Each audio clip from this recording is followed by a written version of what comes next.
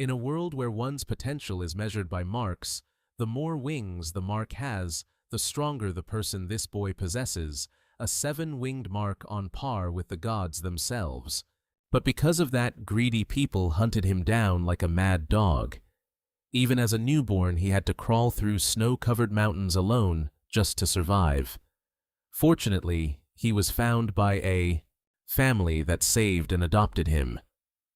For the first time, Aster had a real family. But in his past life, amidst the cold corpse-ridden battlefield, Roderick was stunned to see Aster appear. He demanded, "I put you in charge of the Eastern Suppression Force. Why are you here?" Silence was the only reply before Aster coldly declared that he had come to kill him. He knew from the start that Roderick intended to use his unit as bait and discard them when they were no longer useful. If he was going to be that heartless, then don't blame him for being cruel. Looking at his adoptive father, Aster painfully called out, "Father," but Roderick only responded with disdain. "That is the fate of those without wings. Isn't that right, my foolish child?" That was Aster Elmhem, a member of the Elmhem clan, the most renowned warrior house on the continent, sworn to protect the royal family with their blades. The clan leader, Roderick, the only one in the kingdom with the power of 7 wings, had once impulsively saved Aster when he was dying in a blizzard. To repay that debt, Aster had sold his life to do everything he asked, becoming a true warrior. But that devotion didn't earn him respect within the clan. Dallas and his other siblings always mocked him, demanding Aster not to get delusional about his status because he was a wingless wretch in this world. Wing badges are proof of magical power. The more wings, the stronger the magic. But Aster was the only one in the clan who couldn't use magic. Despite being scorned, he obsessively trained, and with his sword believing that one day his loyalty would be rightfully rewarded. He would make them open their eyes and see that the one they once looked down upon could show them what real discipline was. Walking through the whiteout, Aster was struck with horror as he realized he had fallen into an inescapable trap. Seeing the shadows surrounding him, he gasped. An ambush. With eyes filled with choked-back tears, he looked at the adoptive father he had once deeply respected. He screamed in pain, "Father, I trusted you, and then followed you for all these years, and this is your answer." The only response to that devotion was Roderick's cold, contemptuous gaze. He calmly uttered, "Something bitter. A tool expects something in return. Your role is finished. Get lost." Unable to accept the harsh reality, Aster charged forward with his sword in hand. He screamed in regret, "I was such a fool to believe in you." But Roderick only sneered cruelly. "What a pathetic little wretch," and easily struck him down, leaving him severely wounded. The cruelty of those who called themselves family was not yet over.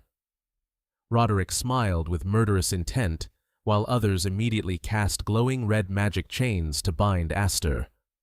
Just like that, he was murdered without the ability to fight back. Standing over the one gasping on the ground, a clan member continued to mock him. "Still don't get it. A wingless one will always remain wingless. Just crawl on the ground. That's all you're good for." In his final breaths, Aster used his last ounce of strength to ask about the fake kindness of the past. "If you intended to discard me, then why? How did you save me in the first place?" Roderick knelt down looking at his adoptive son with vacant cold eyes and declared, "Don't lie to yourself. I never needed you." Roderick grabbed Aster's hair and coldly revealed the cruel truth. "What I needed was the power of the 7 wings hidden inside you." In extreme pain, Aster gasped, "7 wings!" He continued to pour salt into the wound. "Your mother was quite useful. She carried the seed that served my purpose." Having said that, he turned his back, leaving Aster gasping for air in a pool of blood on the cold snow. Using his last Breath.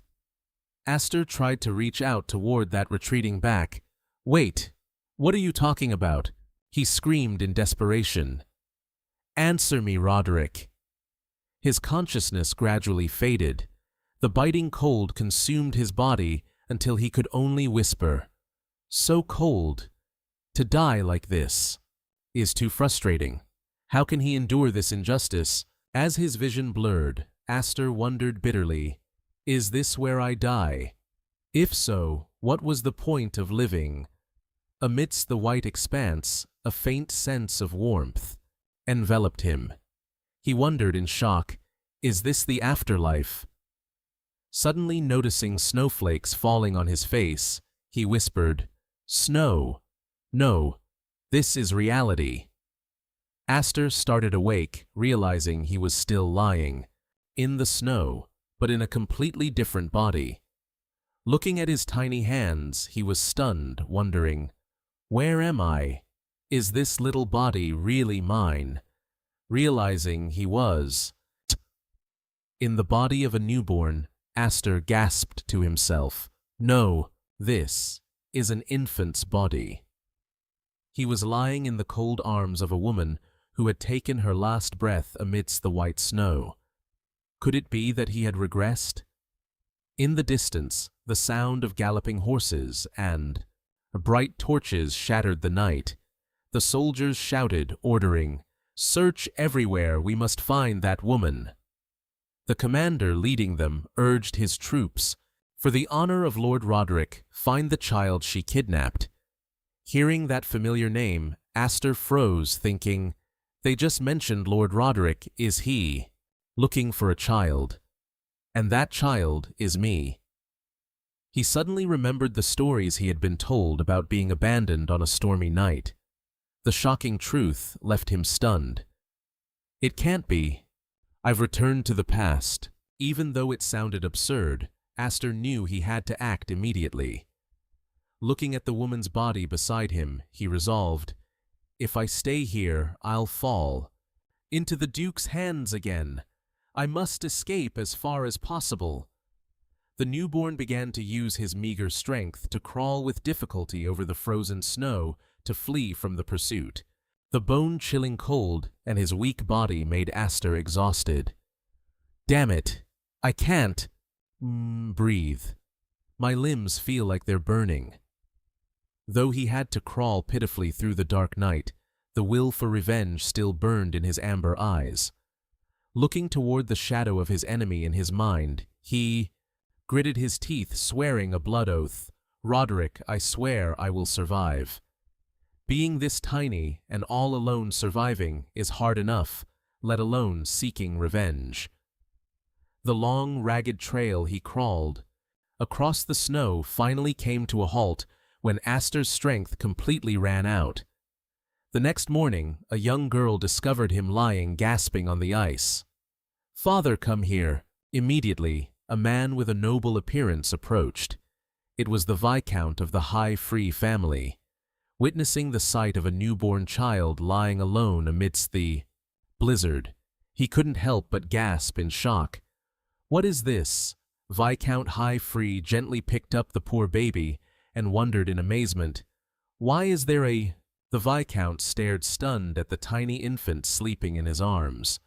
He turned back to see the long, dragging trail in the snow, and his mind raced with questions. Deeply suspicious, he wondered how a baby could have traveled so far. Who was this child? High Fried was truly shocked and curious at the child's extraordinary vitality.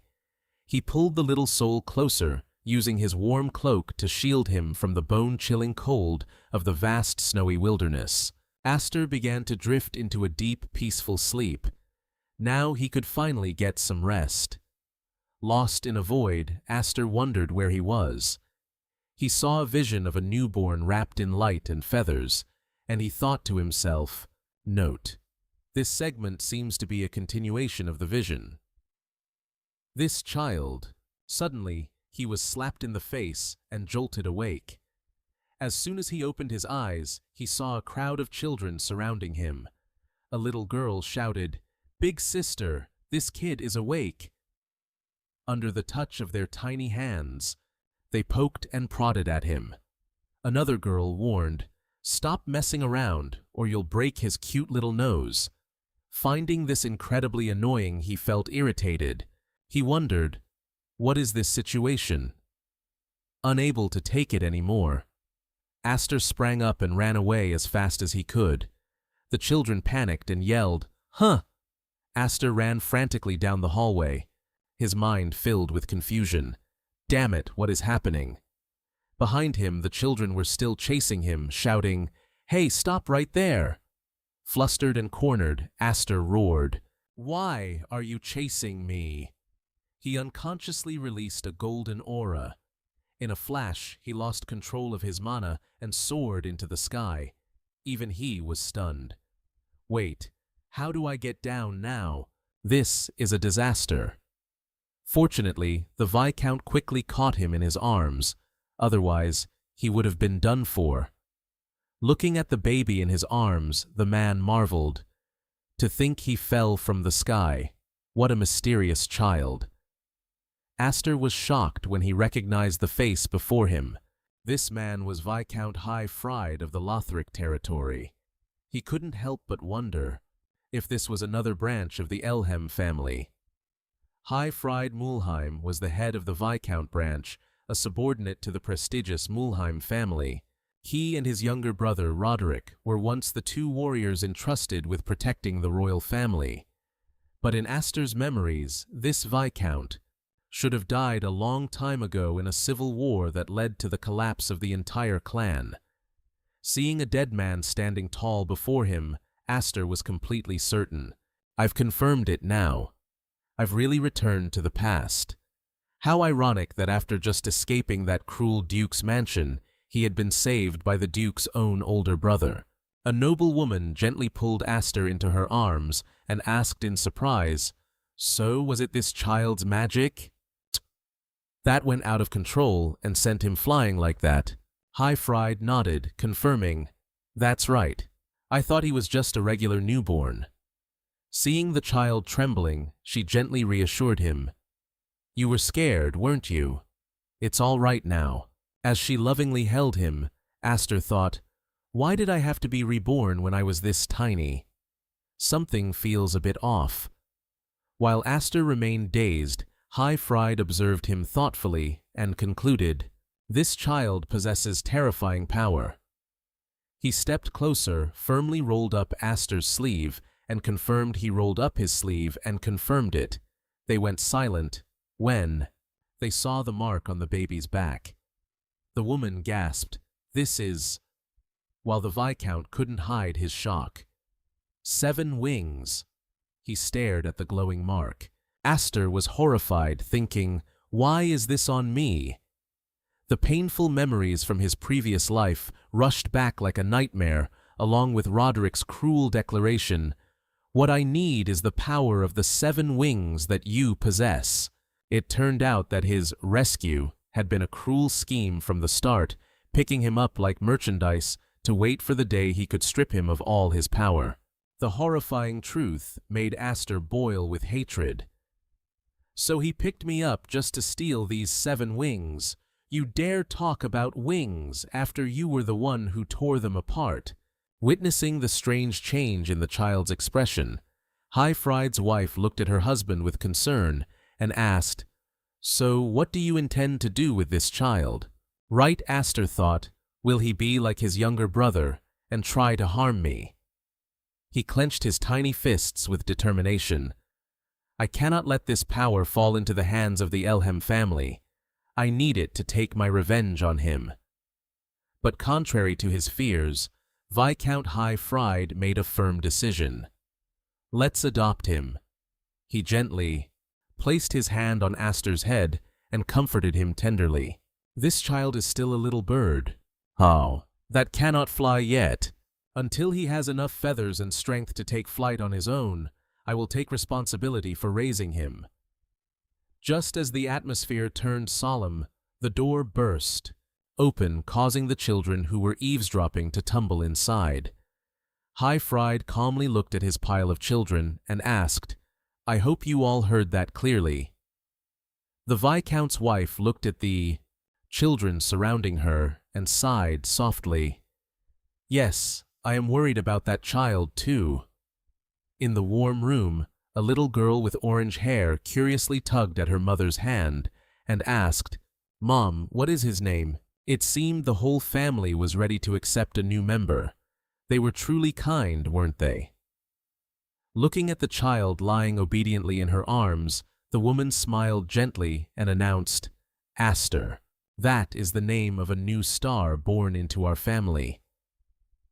The name was like a blessing for the future of the child with those unique amber eyes. 10 years passed quickly. The scene shifted to a magnificent castle. A line of servants stood in perfect formation, bowing respectfully as a familiar figure appeared. "We have been waiting for you." Viscount High Fried stepped out from the doorway. Beside him was a young man with a poised demeanor, a long sword strapped to his hip. That was Aster. After 10 years of training, he thoughtfully reached out to help his sister, reminding her, "Anfin, please be careful." Anfin smiled radiantly and took her brother's hand with trust. Thank you, Aster." The whole family was heading to attend the Sword Dance Festival, a major event, organized annually by a ducal family under the Elhem banner. This wasn't just a gathering for martial noble families to strengthen their ties. It was also an occasion for each family to show off and scout the strength of the swordsmen representing their house. Under High Fried's guidance, Aster and Anfin entered the main hall, where countless eyes were fixed on the young talents about to display their skills. These rich folks love to show off their power. It's always parties and acting like they have so much money, Aster thought. The appearance of the Viscount's delegation immediately became the center of spiteful whispers. "The Viscount's family is here again. Are they here to be a laughingstock? Have they still not learned their lesson?" Standing amidst the judgmental stares, Aster listened silently to the insults directed at him. "It seems they've adopted some kid of unknown origin to replace the heir who refused to. I wonder how much further they plan to disgrace the Elhem family name." Aster stood silently as the shadows closed in, but Anfin, worried, reassured him, "Don't pay them any mind." Even so, the pressure from those in power weighed heavily on the shoulders of the weak. Viscount Highfree lowered his voice and taught him, "Here, anyone who shows weakness will be crushed. That is the current standing of our branch family." The Viscount led Aster before the magnificent castle that had been his nightmare in his past life, and asked bluntly, "I wanted to show you this. Are you disappointed?" Contrary to his father's anxiety, Aster held his head high, his eyes glowing with arrogance. "No, father. I'm fine with this cold reception." His courageous reply made the high priest burst into hearty laughter. "Hearing you say that I'm at ease." Looking deep into the castle, Aster muttered to himself, "In my past life, I appeared before society as a stain on the Elhem family. This place is full of bitter memories, but now I am different." Returning with the 7-winged emblem, he had returned deadlier than before. "Ha ha ha," from a high balcony. Dallas and other arrogant nobles narrowed their eyes, watching the child born that year, now fully grown. Aster felt those hostile stares, but he didn't waver. He walked proudly beside his father and sister, a perfect plan burning in his heart.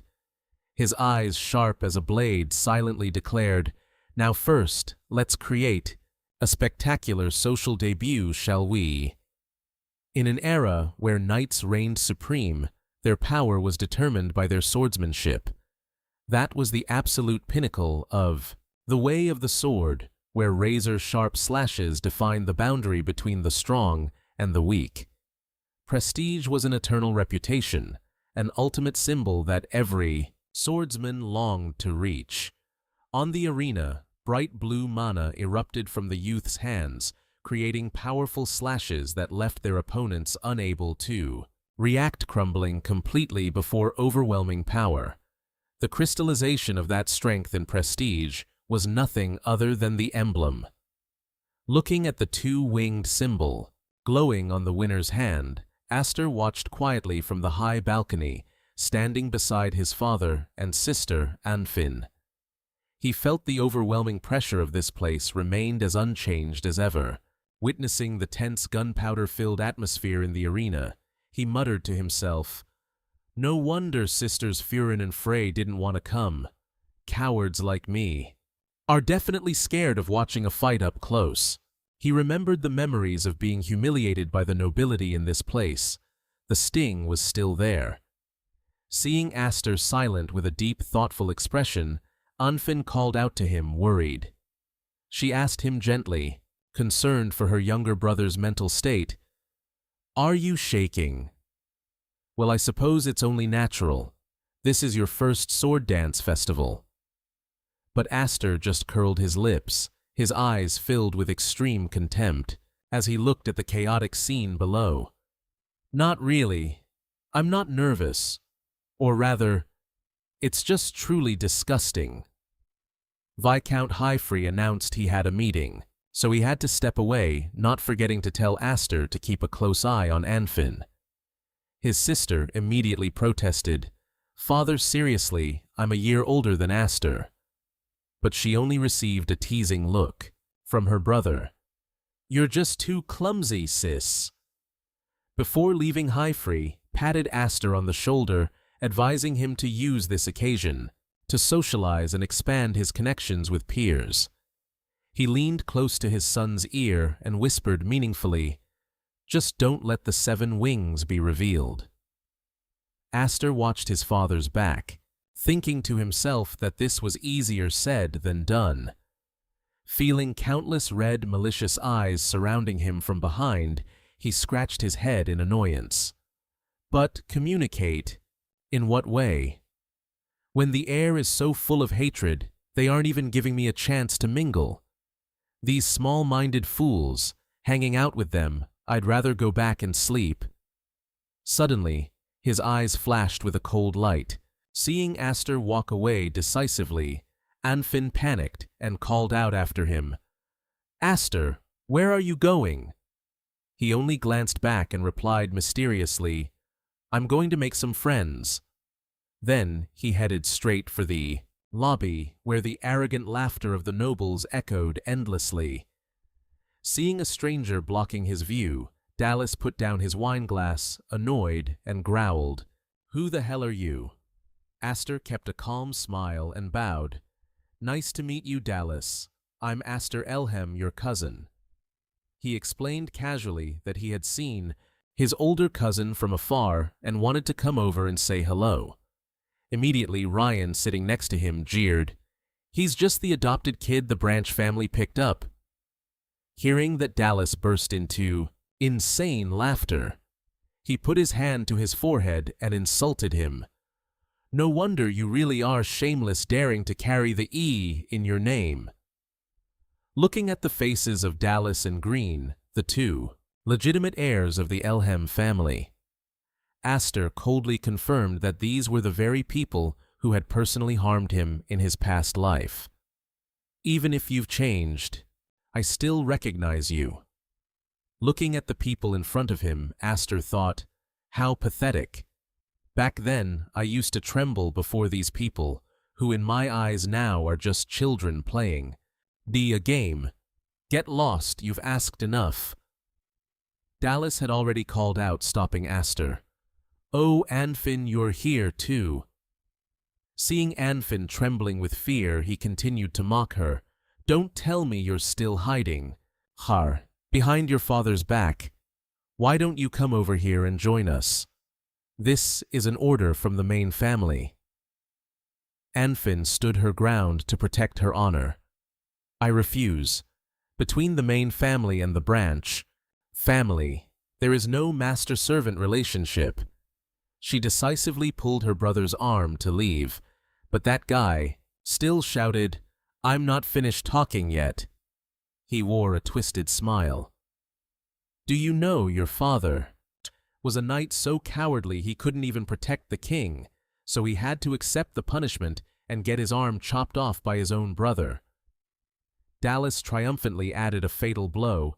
Lucky I don't carry the blood of a failure, like you. Unable to endure any longer, Anfin shouted in frustration, "Take that back right now, do not insult my father."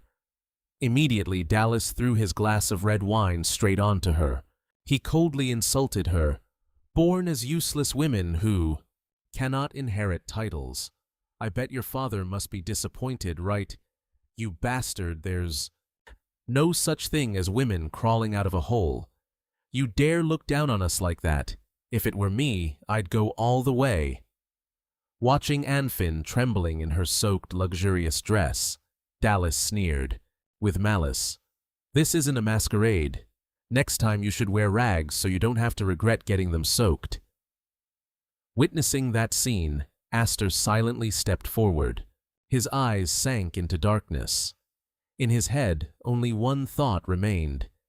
At first I was worried that I would lose the sense of indignation when seeing your faces, but fortunately, your filthiness has helped me find the flame of hatred again.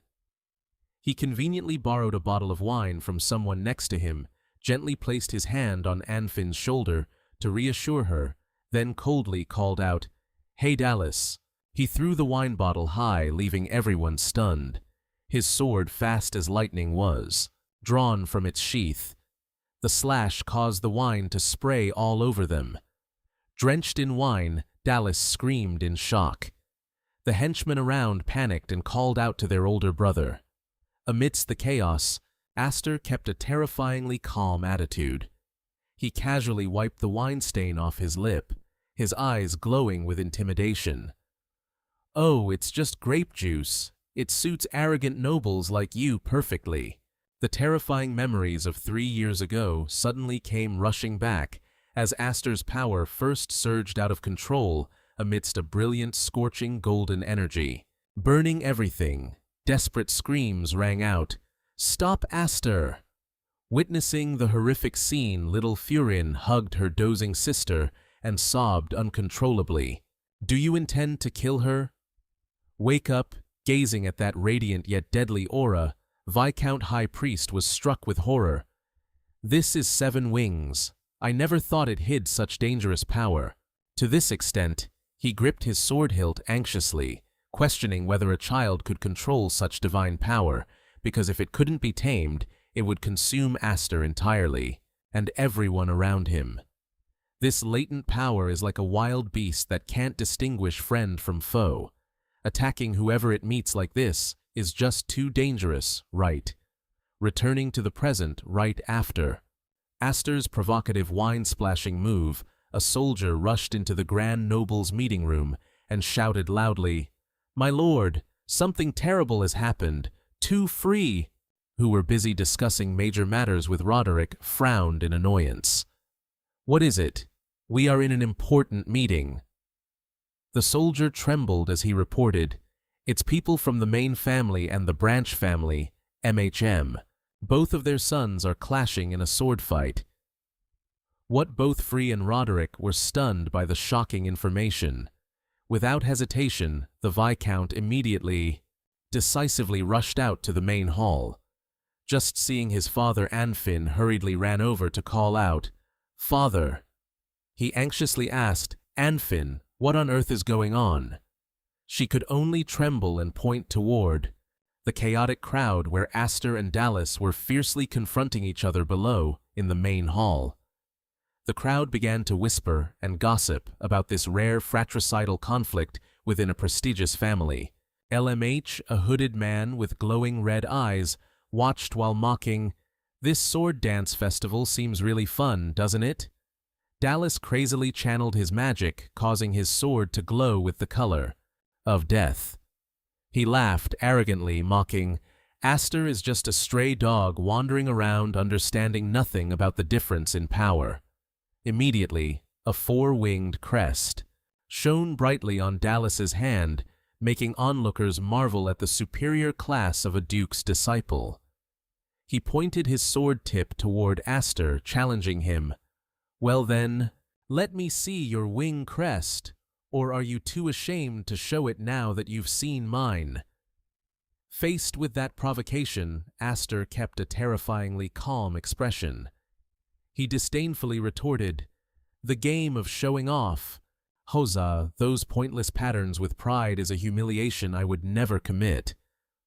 The remark touched a nerve, making Dallas purple with rage, his eyes glaring fiercely. Aster coldly demanded, "Something more important. If I win, you must apologize to my sister." Dallas smirked in agreement, but set a steep price. "If I win, you will be my hunting dog. I will make you work until you die." Not waiting another second, Dallas roared with murderous intent and lunged straight to attack. He swung his sword, creating cutting arcs, determined to finish his opponent immediately. However, Aster moved, smoothly, like a ghost, easily neutralizing the powerful slashes.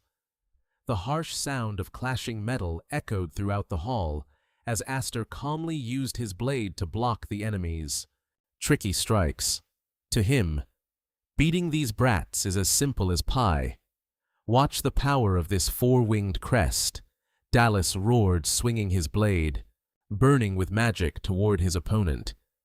The frantic slashes created an incredible wave of pressure, making Anfin, standing above, only able to worry and shout loudly, "Aster!" Although Dallas's swordsmanship was considered immature, the overwhelming magic power from the four-winged crest compensated for all those flaws. That is the absolute advantage of those bearing wing crests using pure magic power to crush any technique. If a one-wing magic is as flickering as a candle in the wind, then four-wing magic is as strong as a terrifying explosion. Dallas crazily attacked while mocking, "Where did that boasting go just now? Didn't you want me to apologize? Or were those just empty words?" He closed in shouting, demanding that Aster unleash his real power. Witnessing the one-sided battle, those standing by were smug, believing the match was already settled. Aster coldly responded, "You're too talkative." Immediately, he turned, neutralized the attack, and closed in so quickly that Dallas could only gasp in shock. "What? Do you even know? What etiquette is next time? Talk less and do more, okay?" A brilliant golden magic suddenly erupted, covering Aster's entire body with overwhelming power. He spoke in a low voice, declaring, 10 years of hard training in the Viscount family. Everything was just to wait for the day to take revenge on those who once trampled on me." Aster swung his sword, emitting golden cutting lines, ready to crush the enemy before him. Aster's golden magic force exploded, pinning Dallas into a corner, making him only able to groan, "Guh." Witnessing the unimaginable scene, Green, standing outside, was shocked and blurted out, "Ah, brother." Dallas gritted his teeth in resentment. He could not accept this harsh truth, and crazily questioned himself, being pushed back. "Ugh, I have 4 wings." Contrary to that panic, Aster kept a cold face with glowing eyes, so overwhelming that the crowd of nobles below began to stir in fear. "No way, he's actually winning." They were stunned, realizing Dallas was being completely overwhelmed, and couldn't help but tremble. "Machem, are there still monsters like this?" While Aster was aggressively attacking Viscount High, Free, standing on the balcony, began to notice abnormal signs. He muttered in low, anxious tones, "This is bad." Dallas tried to resist in desperation, his face contorted from the terrifying magical pressure. Painful memories of betrayal and the mocking laughter of enemies in his past life suddenly rushed back, burning Aster's mind with a blazing fire of hatred. Extreme fury caused the magic within him to flare up, as violently as a storm ready to crush the one trembling before him. Facing such suffocating killing intent, Dallas could only whisper a plea, "Stop." Witnessing the scene about to spiral out of control. High Fried panicked and shouted loudly, "No, Aster!" A vibration, the match ended. To everyone's astonishment, he only stabbed into the ground. Otherwise, that brat would have already met his ancestors. But even that was enough to make him pee his pants. Aster coldly declared. Aster coldly threw back the very same insults from before. "Next time, remember to wear ragged clothes, so you won't have to regret them getting soaked, okay? A true man takes revenge even 10 years later. Ha ha." Aster held his head high, looking up at the balcony where Anfin was anxiously watching. In his heart he told himself, "I am no longer the nameless one without wings." The feeling of freedom and new power made Aster's mind clearer than ever. However, a thick, suffocating aura of killing intent suddenly descended, causing his pupils to shrink. Aster startled, whipping his head around his breath, hitching as he felt a presence so extremely terrifying. It was radiating from the top of the stairs, exerting pressure that seemed to freeze the air. That was Roderick. Aster gritted his teeth, his eyes glowing with a hateful glare when, facing the monster who ruined his life after all these years, the devil himself is standing right in front of him. What should he do now? Everyone holds their breath. The entire arena is in shock, absolute silence, followed by frantic whispering. It's impossible. The youngest son of a minor viscount actually took down the third son of the main family. But that amazement is quickly replaced by pure, suffocating dread. A bystander watches worried and warns, "We're in big trouble now. He won't stay silent after his honor has been trampled like this." Aster steps forward quietly. His sharp eyes flicker toward Dallas, who is lying on the ground, laughing like a madman, before shifting his gaze to the tall, imposing figure at the top of the stairs. It's Roderick, the 8th patriarch of the Elhem family, radiating a suffocating pressure. Aster doesn't flinch. Seeing his father, Dallas, acts like he's found a lifeline. He crawls miserably on the ground. It's him. This piece of trash dared to go against our main family. Oh, playing dirty. Huh, can't win a fight, so you go crying to the adults. Is that how it works? Yes, that's right. He keeps using that pathetic tone to stir up his father's anger. Please, father, use your authority to teach him a lesson. But before the words could escape his lips, Roderick ruthlessly swings his sheathed sword, a lightning-fast strike landing right on his son's pleading hand. The scene turns brutal. The sound of Dallas's agonizing scream echoes through the hall, leaving the crowd frozen in terror. Roderick glares at his defeated son with utter contempt. Why is a loser like you still standing there grinning? Do you have any idea how much you've humiliated our entire bloodline? He declares coldly to those who cannot defend themselves. Witnessing Roderick's crazed fury, Viscount Highfried shouts in alarm. Roderick, stop! Don't do this! Ignoring the plea.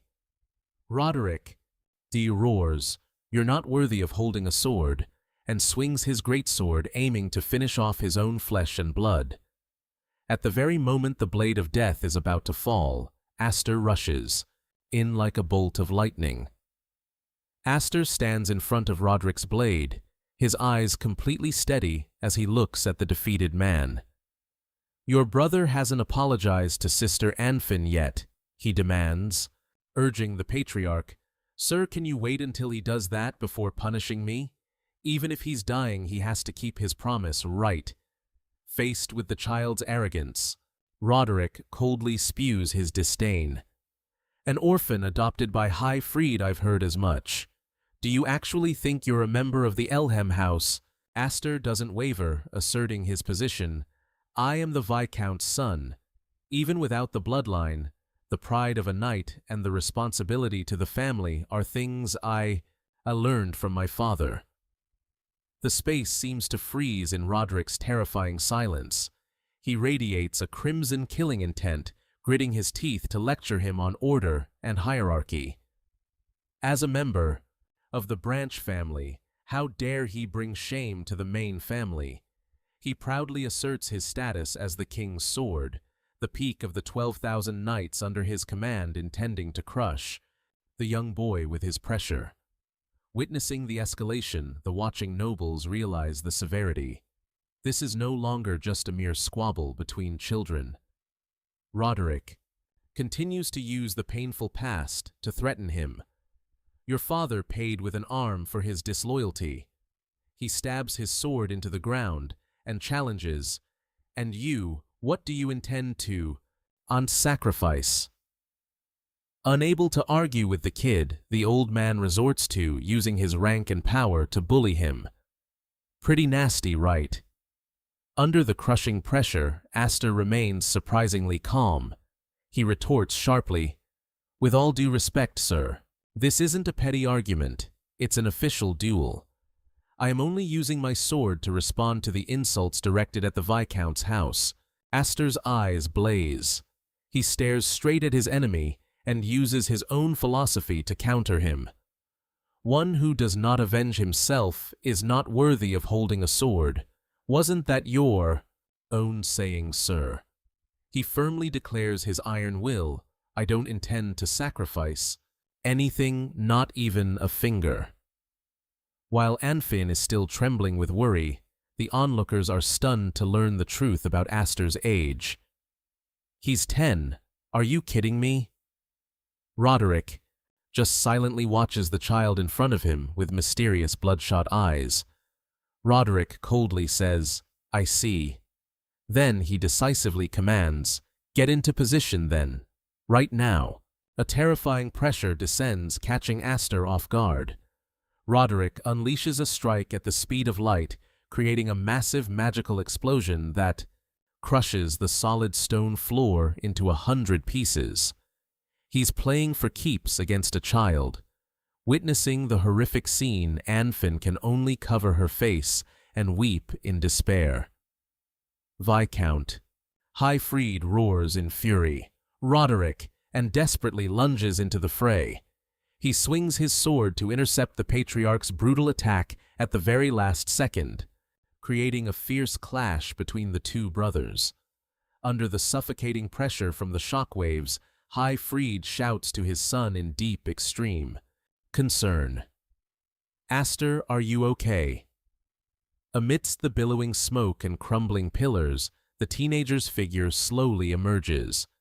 Despite being severely injured and blood dripping down, his face Astor still stands firm with his sword in hand, his eyes burning with indomitable will. His blood-stained face shows absolute hatred as he stares straight at his enemy. Roderick quietly observes the child for a long moment with an expressionless face, then turns and walks away, abandoning Dallas, who lies miserably on the ruined ground. Witnessing the patriarch's back fading into the distance, Astor also begins to lose strength and collapses to his father's alarm. Being struck unexpectedly without time to defend for a 10-year-old like him, not dying is a miracle. Highfried anxiously catches his son's swaying body and calls out, "Astor." Even with his face covered in blood, he still smiles with satisfaction and whispers, "I protected sister father, the promise and everything." Seeing the resilient child, Highfried chokes up and replies, "Yeah, you did well." On the other side, Roderick silently walks down the stairs, leaving Dallas slumped miserably under the eyes of those watching from above. Witnessing the event, a noble twists his mustache and mocks, "You're playing quite a childish game, Roderick." He judges that if Astor were left to act as he pleased, the main family's honor would be in tatters, so Roderick's intervention could be considered a fair compromise. Looking at the teenager who just created a seismic event, he thinks to himself, "This is the most impressive debut in high society, daring to stand directly against a Grand Duke." The noble accompanying him trembles, sweating bullets, while the man admits he nearly had a heart attack fearing the illustrious Elhem family would be split in two after this battle. Truly, children lose the patience of adults, almost ruined the whole clan. Roderick muses with bloodshot eyes. He feels a chaotic era approaching, a storm big enough to tear the world into pieces. Down below, Anfinn frantically rushes to check Aster's wounds while High Fried continues to support him. Even though his body is covered in injuries, Aster still wears a radiant smile amidst the anxious arms of his father and sister. The sound of wooden swords clashing echoes throughout the training ground as Aster easily takes down his opponent with a single decisive strike.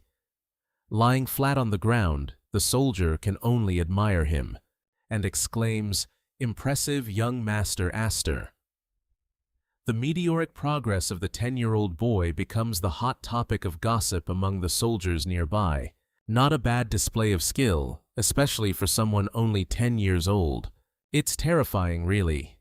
Ever since he returned from the sword dance festival, Aster has been like a completely different person, throwing himself into training with an incredible drive. Rumors that he crushed the third son of Lord Roderick spread fast, making everyone in the Viscount's branch family feel a sense of relief. After years of having to swallow their pride and bitterness under the main family's thumb now, having someone stand up for them like that, it's just so satisfying and refreshing. On the other hand, Aster thought to himself, "At the festival, I showed enough strength and dominance to at least shut the mouths of those who mock our branch as the disgrace of Elhem." However, his ambition didn't stop there. Aster's true target was the main Elhem family itself. He swung his sword frantically, pushing his limits further to test his true strength. His eyes blazed with determination as he remembered the clash with Roderick. He admitted to himself that he wanted to test even more right then and there. Looking back at the wounds from that previous encounter, Aster realized bitterly that at his current level, he couldn't beat Roderick yet.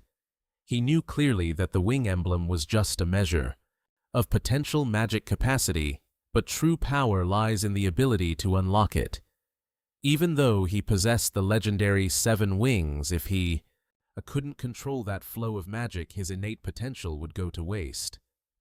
Aster poured everything into a powerful swing, secretly wishing he could test the 7 wings to their limit without worrying they would explode out of control.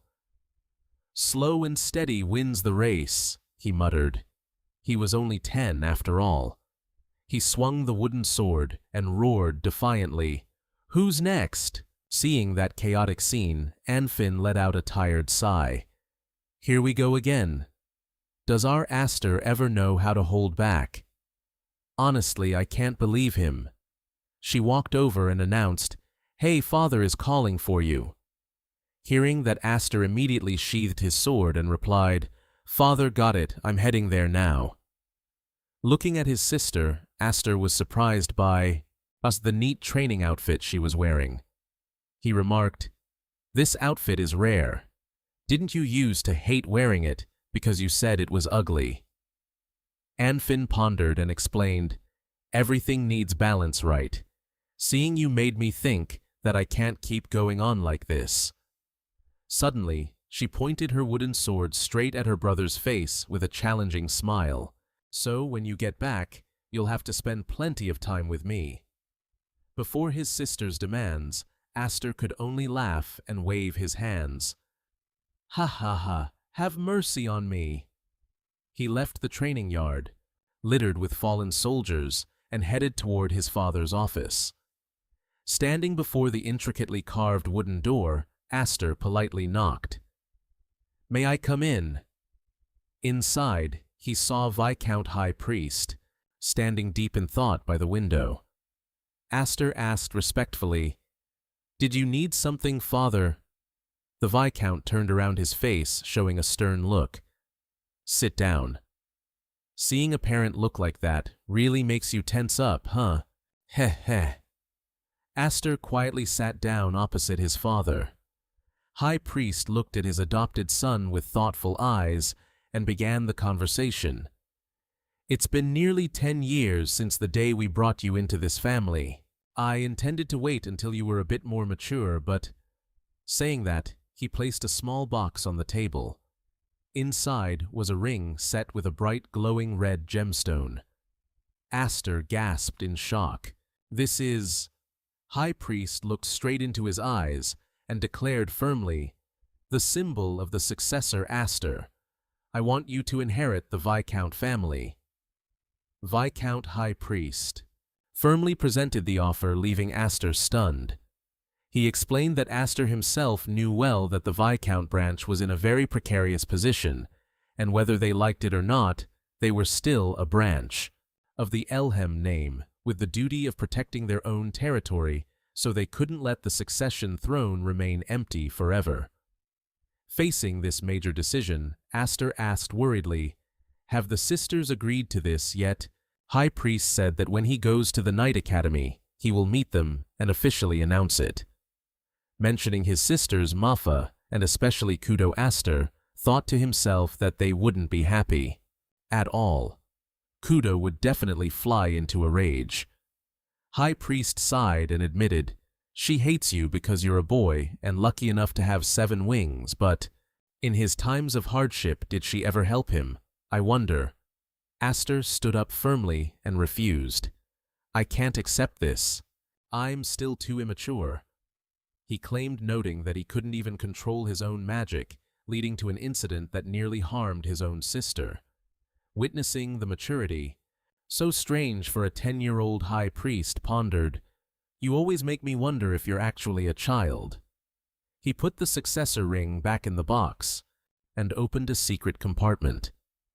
"I thought this ring would be the reward for your performance at the festival, but it seems you prefer this more." Aster gasped when he saw the real gift inside. It was the magic sword Gram, the legendary blade capable of consuming magic, the only thing that could help him fully control the violent power of the 7 wings. High Priest led Aster to a remote forest and nodded in satisfaction. "This is good. This spot will do." When Aster asked why they weren't using the training room, his father recalled the times he had accidentally destroyed everything around him. To explain his caution, he solemnly presented a sword still in its scabbard. "This magic sword, Gram, is an heirloom passed down only to the sons of the Elhem head. I had someone bring it from the main estate, just for you." Wait, was he allowed to take it, or did he just swipe it? Hey. Aster was stunned to see that the legendary blade Gram actually had no edge. It was a broken sword. High Priest explained, "This is the sword of potential. It only truly completes itself when the wielder pours magic into it." No sooner had he finished speaking, he demonstrated by channeling magic, causing a glowing red blade with a strange shape to erupt, emitting an incredible pressure that terrified Aster. The destructive power of Gram created a terrifying slash, tearing through the ground and crushing an entire area of the forest ahead in the blink of an eye. High Priest warned seriously, "However, if your magic is mediocre, you could be drained dry by the sword itself." He offered the hilt to his son and asked, "So do you want to try?" Aster tremblingly took it, his mind full of doubt about channeling magic into this dangerous ancient weapon. As soon as his hand touched the hilt, a brilliant golden aura suddenly exploded, covering Aster's entire body. He was shocked to realize the magic within him was being automatically sucked into the sword frantically, without him needing to control it. A massive stream of energy from Gram shot straight into the blue sky, like a brilliant pillar of light, attracting the attention and shock of those watching from afar. It was a good thing his dad had the foresight to bring him here, otherwise the whole village might have been wiped out. A soldier panicked, wondering if a meteor had just fallen, but his comrade immediately dismissed it, because that light was clearly shooting up from the ground to the sky. Watching from afar, Anfin couldn't help but worry. What on earth is that? It must be Aster. In the center of the magic explosion, Aster looked on in shock. The sword drained him dry. He held the hilt out to his son and asked, "So do you want to give it a try?" Aster took it with trembling hands, his mind filled with doubt about channeling magic into this dangerous ancient weapon. The moment his hand touched the hilt, a brilliant golden aura suddenly exploded outward, engulfing Aster's entire body.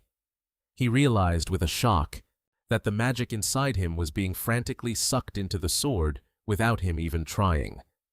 A massive surge of energy from Graham shot straight up into the sky. Like a blinding pillar of light, it drew the attention and awe of those watching from afar. Luckily, his father had anticipated this and brought him here. Otherwise, the whole village might have been wiped out. A soldier panicked, wondering if a meteor had just fallen, but his comrade immediately dismissed it because that light was clearly shooting up from the ground into the heavens. Watching from a distance, Anfinn couldn't help but feel anxious. What on earth was that? It definitely had to be Aster. At the center of the magical explosion, Aster stared in amazement. He held the weapon in his hand, inwardly marveling at what an extraordinary sword it truly was. But Viscount High Priest looked at his son with a stern, firm gaze. Yet he insisted that the truly extraordinary thing was his son's power, explaining that throughout the long history of the Elhem family, no one had ever possessed the emblem of the legendary 7 wings. Watching the turbulent energy swirling violently in the sky, the High Priest confidently declared, "Once you master this power, you will far surpass even me, the bearer of the emblem, of the 6 wings, and even Lord Roderick."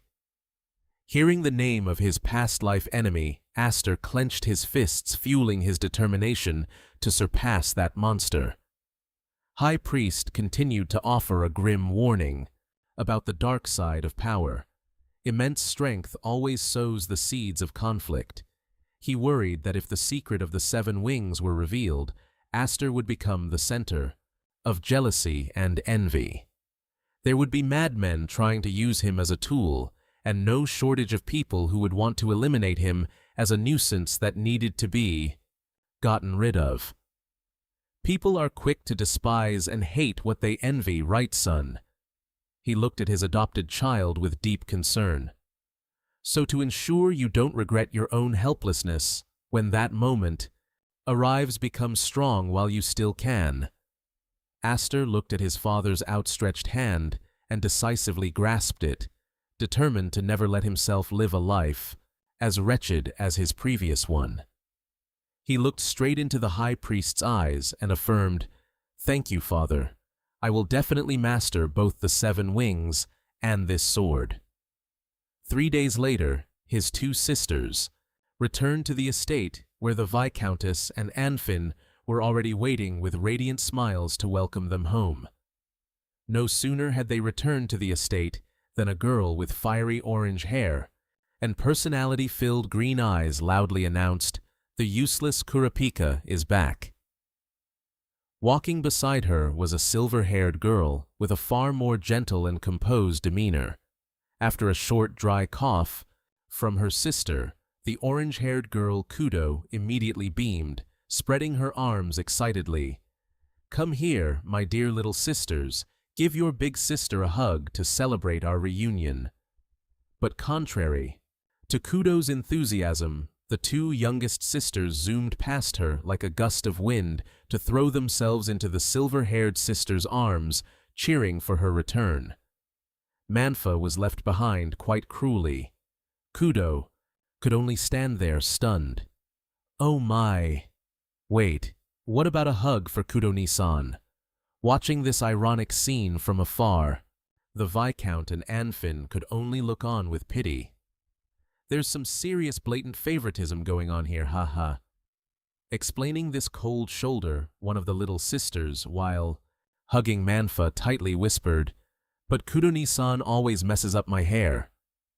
Immediately hearing this, Kudo crossed her arms, feigning indignation, trying to maintain her image. No way a person who D has fully embodied the spirit of chivalry, like me could never behave so improperly. However, the moment she saw Anfin Kudo's true nature flared up again, she rushed over to squeeze Anfin tightly and pinched her cheeks excitedly. "Have you been a good girl at home?" Anfin squeezed until she couldn't breathe, could only wheeze out a helpless question. "Ha! Why do you always do this?" Just as the little one said, Kudo's hands went back to work messily tousling Anfin's pink hair without mercy, noticing the absence of the newest member. Manhwa looked around and asked, "Where is Aster?" standing next to his wife when he heard the name. Kudo's gaze suddenly hardened. This big sister wasn't very fond of her adopted younger brother for some reason. Meanwhile, deep in a clearing in the forest, a flash of red magic exploded, flattening an entire patch of trees. Aster was frantically training, drenched in sweat and breathing heavily. Huff! Huff! He gritted his teeth in tension as he felt the instability in his body. Damn it, this isn't good. Looking at the magic sword, Graham, blazing with energy in his hand, Aster muttered to himself, "I can create swords with magic, but just controlling it now is my limit." Even though he had unleashed a destructive power that cracked the earth, he still felt himself too small compared to his goal ahead. How can I, Amans, become like father? Suddenly a mocking voice echoed from behind. "Oh my, this time it really exceeds expectations, doesn't it?" Aster jumped, turning back to realize his sister, who had just returned, was standing with her arms crossed watching him. "Kudo-ni-san, you're back." Kudo strolled closer, a challenging smile on her lips. "I thought you wouldn't even bother showing up. To welcome your own sister. Isn't that a bit too cold?" She stepped closer, her eyes boring into Aster with scrutiny. "Or do you think you're so special that you don't even need to pay attention to us?" Kudo added, "I heard what happened at the fencing association. The Night Academy is buzzing with all sorts of rumors about you. Surely, Father Mutbam must be very proud of you." Why did this big sister always have to ask such pointed questions and give their youngest brother a hard time?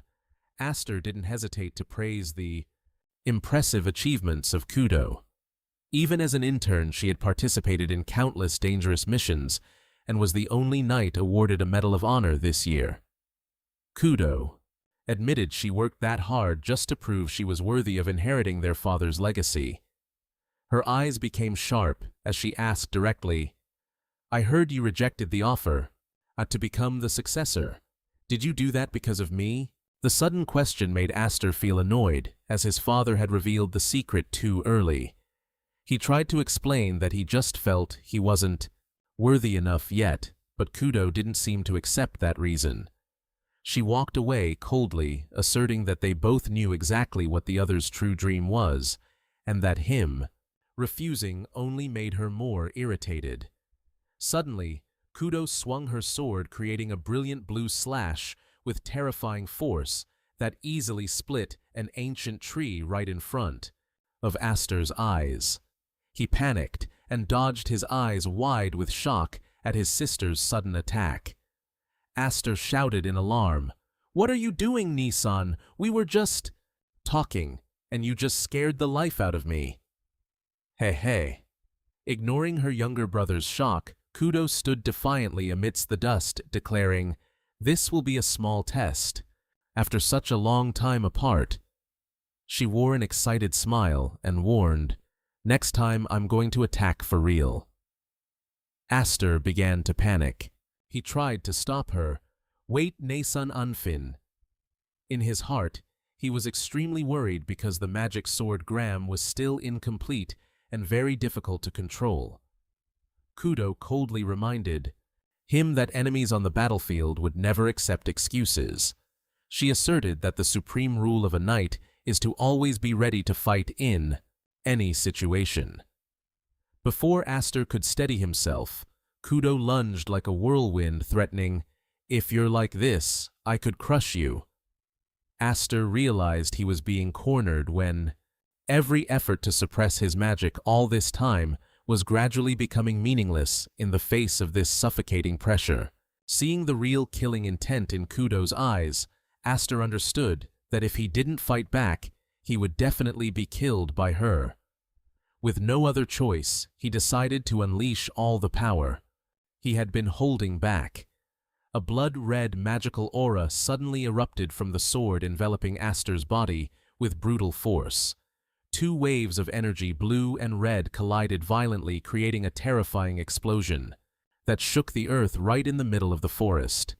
The horrific magical blast blew everything away, tearing up a vast area of the jungle. Kudo lunged forward like a red phantom, smiling. Exciting. Your swordsmanship is still as sharp as ever. I never expected you to keep up with my blade, especially since I've elevated my technique at the Night Academy.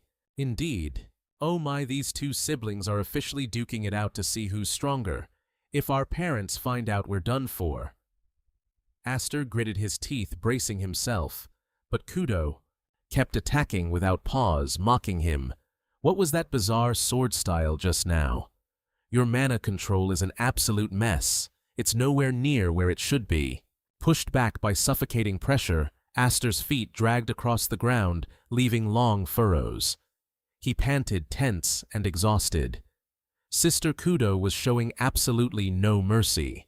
Watching her silhouette standing tall amidst the dust and smoke, Aster bitterly recalled the old years of his memory. She had always been like this. Because Aster was the only son, with the right to inherit. Kudo, a genius who possessed the superior wing badge, had always seen him as an eyesore. To him, this sister was like a violent storm, always finding any excuse to launch attacks and force him into constant duels. She was truly a natural-born nemesis he never wanted to face. The ground shook when two streams of mana, blue and red, clashed head-on, creating a pillar of light that tore through the sky. Kudo glared at her younger brother with eyes burning with killing intent. She growled and declared, "It really is you, Aster. You are absolutely not worthy to become the next head of this family. Seriously, this sister of mine just beats me up while insulting me. She's really making my life miserable." Standing by the window, observing the terrifying battle outside, Manhwa couldn't help but ask her father, worried, "Father, is it really okay to let those two handle this themselves? In the worst-case scenario, a brawl between the siblings could end with a cold corpse. You know that, right?" Contrary to his daughter's anxiety, Viscount High Priest still calmly watched the confrontation and concluded, in a way, they are perfect rivals for each other. Even though it's a bit reckless, it won't lead to any bloody tragedy. Even though she heard her father's reassurance, Manhwa could only break into a cold sweat, hoping everything would be as he said. Turning back to the desk, Manhwa went straight to the point. "Why exactly did you call us back from the Night Academy? Father, it definitely isn't just to discuss the inheritance, is it?"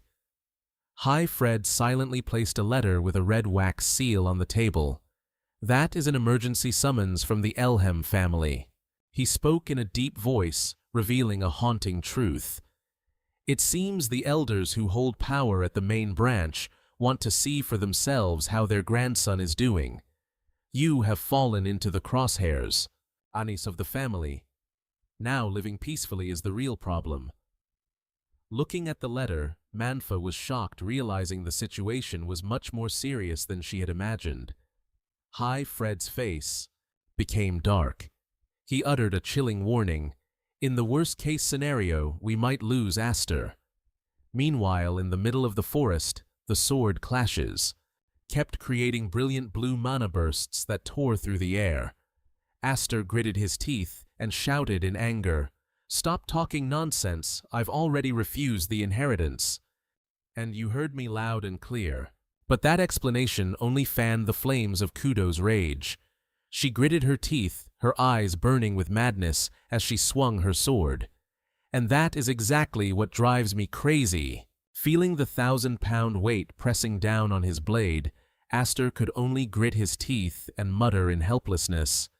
It's so heavy, man. This scene of a younger brother getting bullied by his sister is so familiar. It's happening somewhere around us too, huh? Aster felt like he was facing a giant bull wielding a sledgehammer. The pressure from Kudo made him struggle to breathe, even though he tried to call for his sister to listen. Kudo coldly retorted, "You're just running away, aren't you?" Her sword strikes were so fast and powerful that Aster could only brace himself in pain. Ugh! What kind of monster strength is this? Kudo kept overpowering him while lecturing him, claiming that someone who just swings a sword wildly like him was only third-rate. She asserted that only by controlling mana could one become second-rate, and one must master the way of the magic sword to be worthy of being first-rate. Looking at the younger brother struggling beneath her feet, Kudo showed clear disappointment. "You really disappoint me, Aster." She began to analyze the disparity of the wing badge, where a different wing meant 3 times the power in both magical firepower and physical strength. Theoretically, Kudo's 5 wings were completely inferior to Aster's 7 wings, yet in reality, he was constantly avoiding direct contact with a cowardly and clumsy style of swordsmanship. Teaching the kid while mocking and insulting him can only be done by a beloved sister. Kudo dug deep into Aster's mind, asking if he didn't dare to believe in his own power or if he was afraid of losing control, like the accident 3 years ago. The question was like a splash of cold water, making Aster shocked as he questioned himself. Fear. Am I afraid of the power of 7 wings? Aster stared at the magic sword. Graham, realizing the instability all this time was because he had intentionally suppressed his own mana. Opposite him, Kudo roared in envy. "Aster, you are holding on to something I have longed for so long. If you let that God-given gift rot away without even knowing it, then I have the right to be arrogant. Don't I give it all to me?" She launched a full power attack, creating a terrifying magic explosion that engulfed Aster. Unexpectedly, Aster remained standing, leaving Kudo stunned. "Blocked my full power attack." With eyes burning, he smiled defiantly. "Thank you so much, sister. Thanks to you, I've woken up."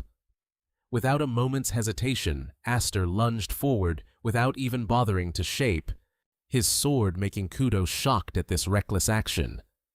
Now he knows how to fight back against his sister. What a worthwhile big sister I am. Kudo realized the mana flow from that attack was the infinite energy source hidden deep within the 7-wing badge. Even though he couldn't control it completely yet, in this life-or-death moment, Aster had poured all his mana into the exact moment of impact. Instead of maintaining the sword's shape, this bold tactical move made Kudo secretly marvel. "So you could come up with a clever way, too, you idiot." Mid-battle, Aster reminded himself of this precious second life. He swore he would not let it pass in vain. From the power of the sword to this new family, not letting his opponent regain composure, Aster continued to unleash powerful fiery red slashes, leaving Kudo only time to exclaim in shock. The sword in Aster's hand suddenly vanished, leaving Kudo completely disoriented. The sword is gone. But immediately, an even more terrifying killing intent enveloped the space. As Aster closed in, he roared with determination. "I will no longer suppress myself." Aster swung his arm, releasing all his explosive mana into one direct attack, making Kudo's eyes shrink in horror at the world-destroying power approaching. Her little brother. He had finally unlocked his power, and it was fast. So is this it? Is it really over? Kudo snapped awake, her eyes dazed and unfocused. She scanned the room, whispering to herself, "Is this my room?" Just then, Manhwa gently pulled back the curtains. Sunlight flooded the room as she smiled. "Well, look who's finally up. You really slept in today." Kudo bolted upright, the memory of that terrifying confrontation crashing back into her mind. She panicked, thinking, wait, the battle with Aster. What actually happened? Manhwa calmly explained that Aster had been the one to carry her back here, even though the boy had lied, all to save face for his big sister, claiming she had simply fallen asleep in the middle of the match because she was exhausted from the long trip. But Kudo knew the truth. It wasn't that simple at all. She shuddered as she recalled the moment Aster's blade, glowing with a crimson heat, had descended. In that life-or-death second, she had been certain he would cut her down, but in reality, he had actively suppressed his magic sword right before the impact. What had grazed her was nothing more than the remnants of that violent energy. Even knowing Aster would never actually kill his own sister, the sheer killing intent and those glowing red eyes had been enough to make a genius like Kudo tremble, genuinely believing she was going to die. Thinking about, well, little brother, who was both terrifying and so thoughtful, Kudo smirked.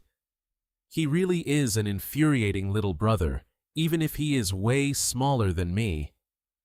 She resolutely grabbed her sword and turned to Manhwa.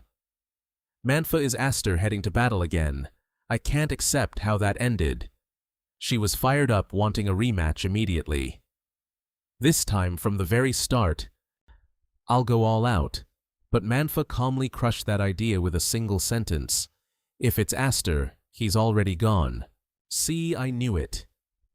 Kudo stood frozen in the empty room, realizing her troublesome little brother had already left. Upon hearing the news from Manhwa, Kudo was stunned, unable to believe her ears. She learned that a summons from the main house had been sent directly to Aster. Manhwa wondered if Kudo knew what their father had been discussing earlier, leaving the older sister completely speechless. Then she let out a cry of utter shock, having never heard a word about it. On a horse-drawn carriage rolling toward the main family estate, Aster stared out the window, deep in thought, while Viscount Highfried nervously explained who they were about to face. They were the Council of Elders, the true shadows who ruled the Elhem clan from the dark, consisting of former heads and seniors who still wielded massive influence despite having stepped away from the front lines. Highfried couldn't help but wonder why they hadn't bothered with Aster for 10 years, only to summon him at a time like this. I guess they just got bored and want to satisfy their curiosity, Aster thought. Highfried guessed that the incident at the Sword Dance Festival might have triggered these old men who cared more about the family's reputation than their own lives. It was rumored that anyone who tarnished the Elhem name would be thrown into a cage as fodder for wild beasts. Aster casually mentioned those brutal punishments, leaving Highfried stunned. Where on earth did you hear about those things, son? Aster smiled and replied nonchalantly that he had heard it somewhere and that he had already prepared himself for the possibility of execution or exile.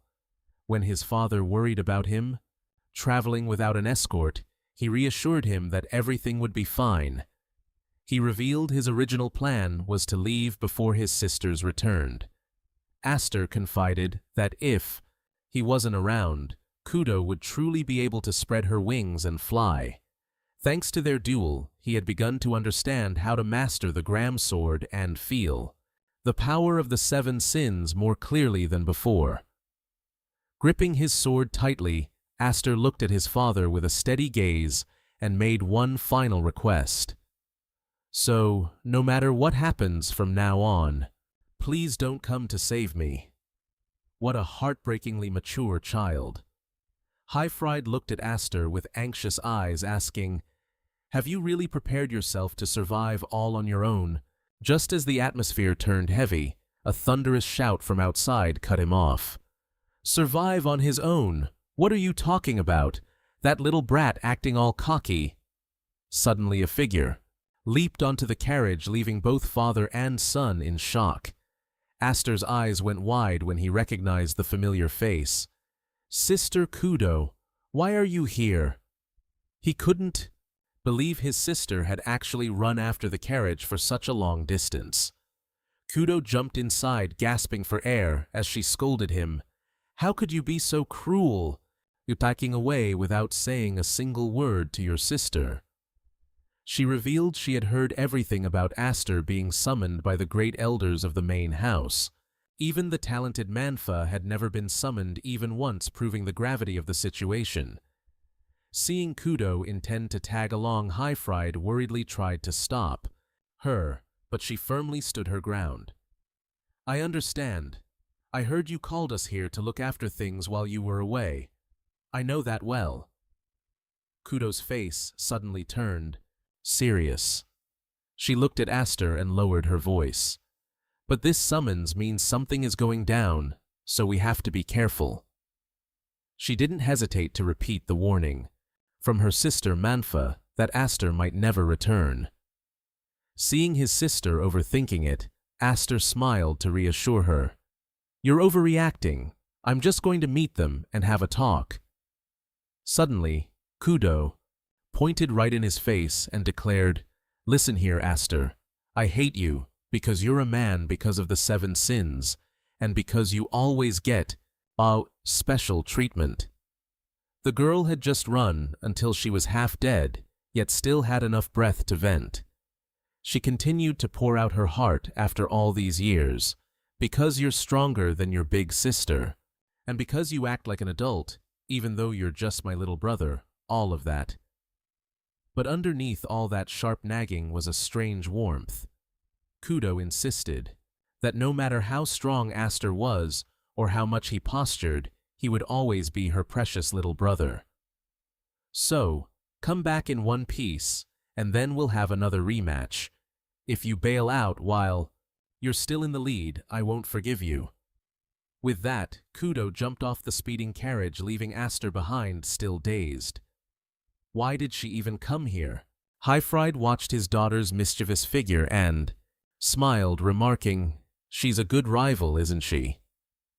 Aster looked silently toward the distance, secretly sending a message of gratitude to his hot-headed but loving sister. With a determined gaze, he promised himself, "I will definitely come back." Behind him, Kudo stood in the middle of the dusty road, waving goodbye to the carriage as it faded into the sunset. Just as they reached the main gate of the clan, Viscount Hi-Fried and Aster were blocked by a long line of heavily armed soldiers. A guard bowed respectfully, but his tone was grim. "Welcome back, Lord Hi-Fried. The great elders are already waiting inside." "These old men are already playing the intimidation card, huh?" Seeming to sense that something was wrong, Hi-Fried coldly refused their guidance. "I don't need a guide. I know the way." However, the squad insisted on surrounding them. "That is not possible, sir. We have received absolute orders to escort you both together." Looking at the spears surrounding them, Aster realized, so he called us here not just to pamper his grandson, huh? This atmosphere felt like anything but that. Standing before the magnificent white castle Aster, looking up at the towering spires with such complex emotions, "It's been a long time since I felt this nostalgic. I've only just returned and I've already noticed your distraction. High Priest, keep your voice down. I believe you understand, Aster, don't lose your temper. At least not today, no matter what anyone says to you, my dear Viscount." Showing clear anxiety as he walked, surrounded by guards, he added a warning, "It also depends on how the other side acts. I mean the other party. That is the real problem." High Priest tried to mentally prepare Aster for this fateful meeting. "Listen carefully, the person we are about to meet is—" However, Aster was distracted by the training ground. Deserted and far off, he thought to himself, "I don't see Dallas anywhere."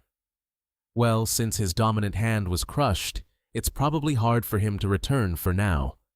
His absent-mindedness made High Priest snap at him. "Are you even listening? Aster, Trying to talk to you is like water off a duck's back. You've got that blank look on your face. If you were my son, I'd be yelling at you by now." Aster startled. Turning back, Aster hurriedly reassured his father, "Ah yes, of course. Today I'll be quiet as a mouse because you told me I have to return safely." The father and son stopped in front of the massive wooden doors leading to the main hall. The guards' booming voices announced, "Lord High Priest and his son have arrived." The doors swung open, revealing a vast, imposing space. An aged but powerful laugh rang out from the end of the hall. "Ha ha ha, you've finally arrived. It's been over 10 years, hasn't it?" My nephew, High Priest." High Priest immediately knelt on one knee on the red carpet, bowing respectfully. "It has been a long time, 6th generation patriarch." However, the mysterious figure sitting on the highest chair just coldly corrected him, "No, Grand Elder." Aster squinted at the 3 elders sitting imposingly on intricately carved chairs, emitting a suffocating pressure that filled the entire room. Aster mentally confirmed, "That is Zenith Elhem, the 6th generation patriarch, a true monster hiding in the shadows of the family." Around him were the big shots under the Elhem banner that Aster had seen at the sword dance festival. But he suddenly realized an important absence. Roderick isn't here. Where did he go that he didn't come to watch this little drama? As if reading the boy's thoughts, Zenith coldly spoke up. "That guy isn't here, kid." He explained that as the leader of the Royal Guard, Roderick didn't have the time to concern himself with what he called trivial matters.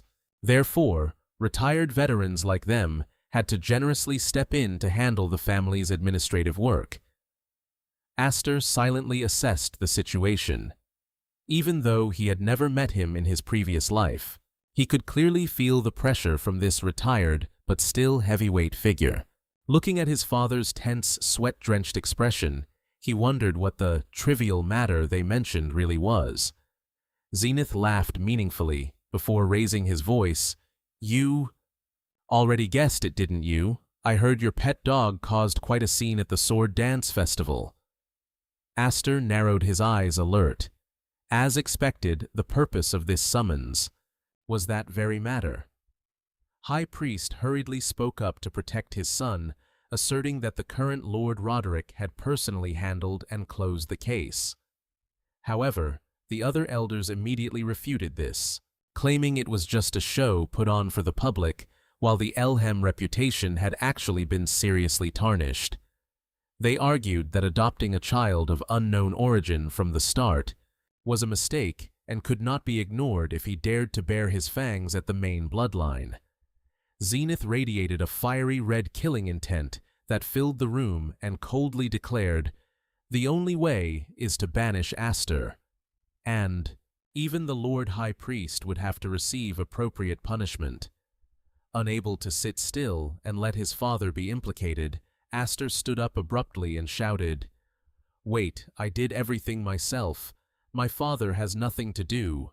With this, the boy started talking back to the elders. "He's losing his cool, kid." High Priest closed his eyes tightly in tension, while Aster quietly observed, the people sitting on high. Zenith sneered coldly. "As expected, that brat has no manners at all. A mere child daring to interrupt when adults are speaking." The old man started to show off his power. "Under my banner there are 12,000 knights. We carry the Elhem title, but the knights are not a unified block. There are countless people always eyeing that supreme seat." His gaze swept over the elders sitting around with stern expressions. Then he growled, "Naturally, even. Right here it's the same." Zenith stood up, slamming his staff onto the floor powerfully, and declared, "We just want to be at ease. The proof that you are not the one who will harm Elhem is—" Suddenly, he drew a glowing red magic sword and pointed it straight at High Priest, leaving him shocked. The old man recalled, The humiliation of the past. Do you remember, even when you failed to protect the master and personally stained the Elhem reputation in the mud right here, we let Roderick sever that arm? Zenith's eyes glowed deep red with madness. He roared a cruel order. This time cut off that brat's head. This damn old man. He's so cruel. They're family, yet he's such a jerk. Faced with that cold-blooded request, Aster was stunned looking at his father's back. But High Priest still stood firm as a rock, resolutely declaring, "I refuse. If I have to be the one to cut down my own child, I'd rather take my own life." Hearing that firm affirmation, Aster whispered in emotion, "Father." Zenith just curled his lips. Coldly, "Is that so? In that case." The old man decisively slammed the sword onto the stone floor. Zenith delivered a cruel death sentence. "You should die. Your wife, your daughters, that brat, all of you." He laughed gloatingly loudly, affirming, "As of today, the Viscount family is officially erased from the map." Immediately, the guard units drew their swords, rushed in to surround them, and pointed sharp blades at the throats of High Priest and his son.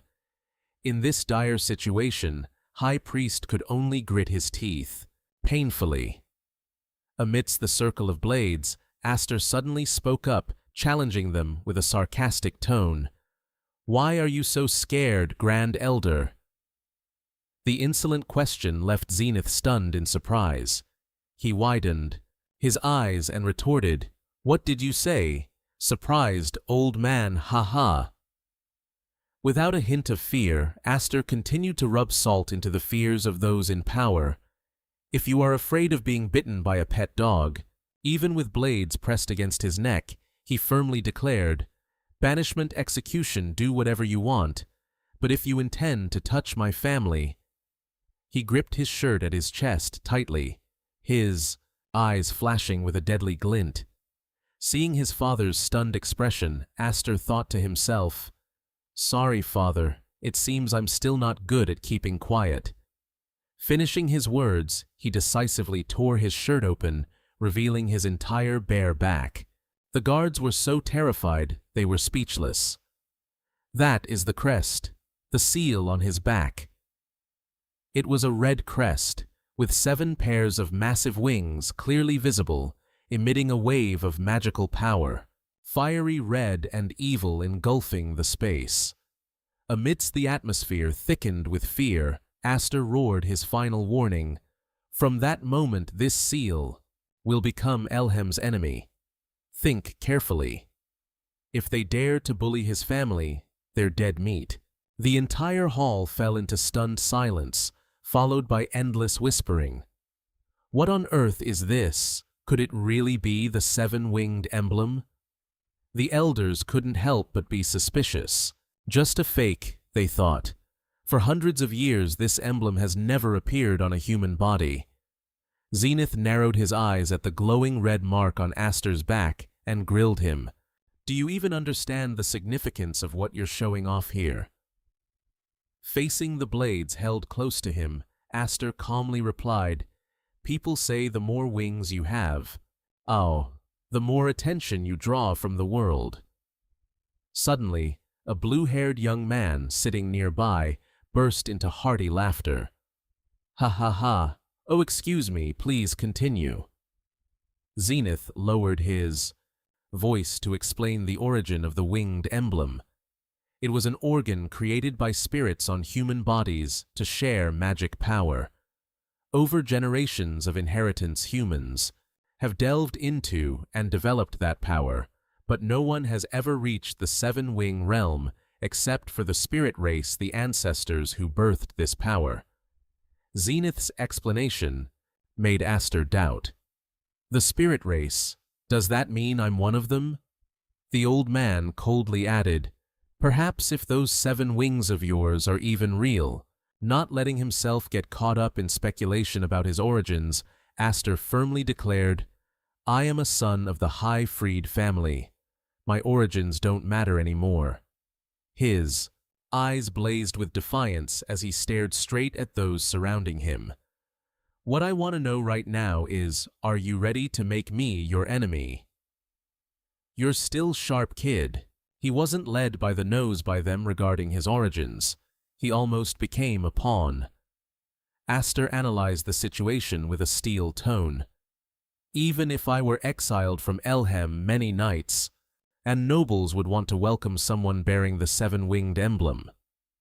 He pointed out the true fear of those in power regarding a rebellion and asserted that the most logical move is to keep him by their side. The power of the seven wings was now like a powerful banner, perhaps even exceeding the influence of Duke Roderick. Looking at the faces pale with fear, Aster coldly declared, "Even Elhem is not a unified house. A rebellion is bound to happen." The high-freed family once witnessed a horrific civil war that dragged the whole kingdom into a vortex, and Aster knew that future would repeat itself many times over. To protect himself and his family, he accepted the risk to set the record straight, right here. Looking at the glowing red mark on Aster's back, Zenith growled, "Hey, do you think you're worthy enough to do that?" He had backed down all for his own power and ambition.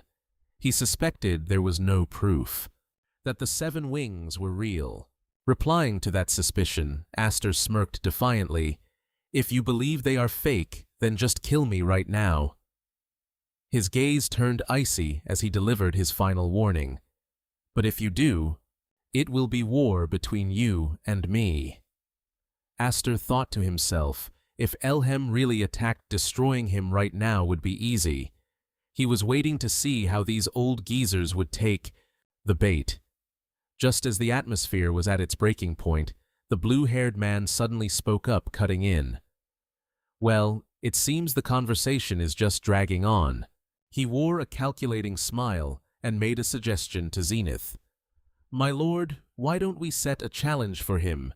Before the astonishment of the other nobles, the one called Count Maze convinced everyone that this was a good opportunity to witness the true power of the seven wings before deciding Aster's fate. He emphasized that a renowned martial house like Elhem surely must have a proper test. Looking at Maze's blue eyes, Aster was stunned to realize this person was Count Maze. No doubt about it, this guy is an ally. This old man is quite opportunistic, isn't he? Playing both sides? Very good. Ha ha, follow me. The old man walked away, speaking with authority. Correcting. The way a foolish grandchild speaks is also the duty of a grandfather. Aster was led to a dark cellar surrounded by rusted iron chains. He secretly felt the coldness of this place. Is this the test site? It's so dark. Leading deep into dark tunnels connected to the water canal system and underground shelters, Zenith revealed this was originally an emergency bunker. But the true purpose of this place was far more terrifying, as the family was secretly nurturing a ferocious magical beast. The head elder coldly declared the challenge for Aster was extremely simple: just defeat that beast. Walking into the gloomy space, Viscount High-Freed couldn't hide his worry. He whispered, "My son, I told you to keep it hidden. The existence of the seven wings is not something to be taken lightly." But Aster remained calm. Strangely so. He nonchalantly replied that something so eye-catching would eventually be discovered anyway. Clenching his sword hilt, he thought, "This is the perfect opportunity to assert myself. I won't scurry like a rat anymore. I've endured enough humiliation. I don't give a damn about anyone anymore." Standing before the dark hollow tunnel, High-Freed warned him again, "Don't let your guard down." Without a moment's hesitation, Aster grabbed the iron chain and plunged into the abyss. He only left behind a firm statement. "Well, I'm going first." From above, Count Maze watched silently with a knowing smile. When his feet touched the ice-cold water at the bottom of the pit, Aster felt the heavy darkness. It was truly pitch black. Even though his eyes had the ability to see in the night, Aster found it difficult, as his vision was significantly restricted.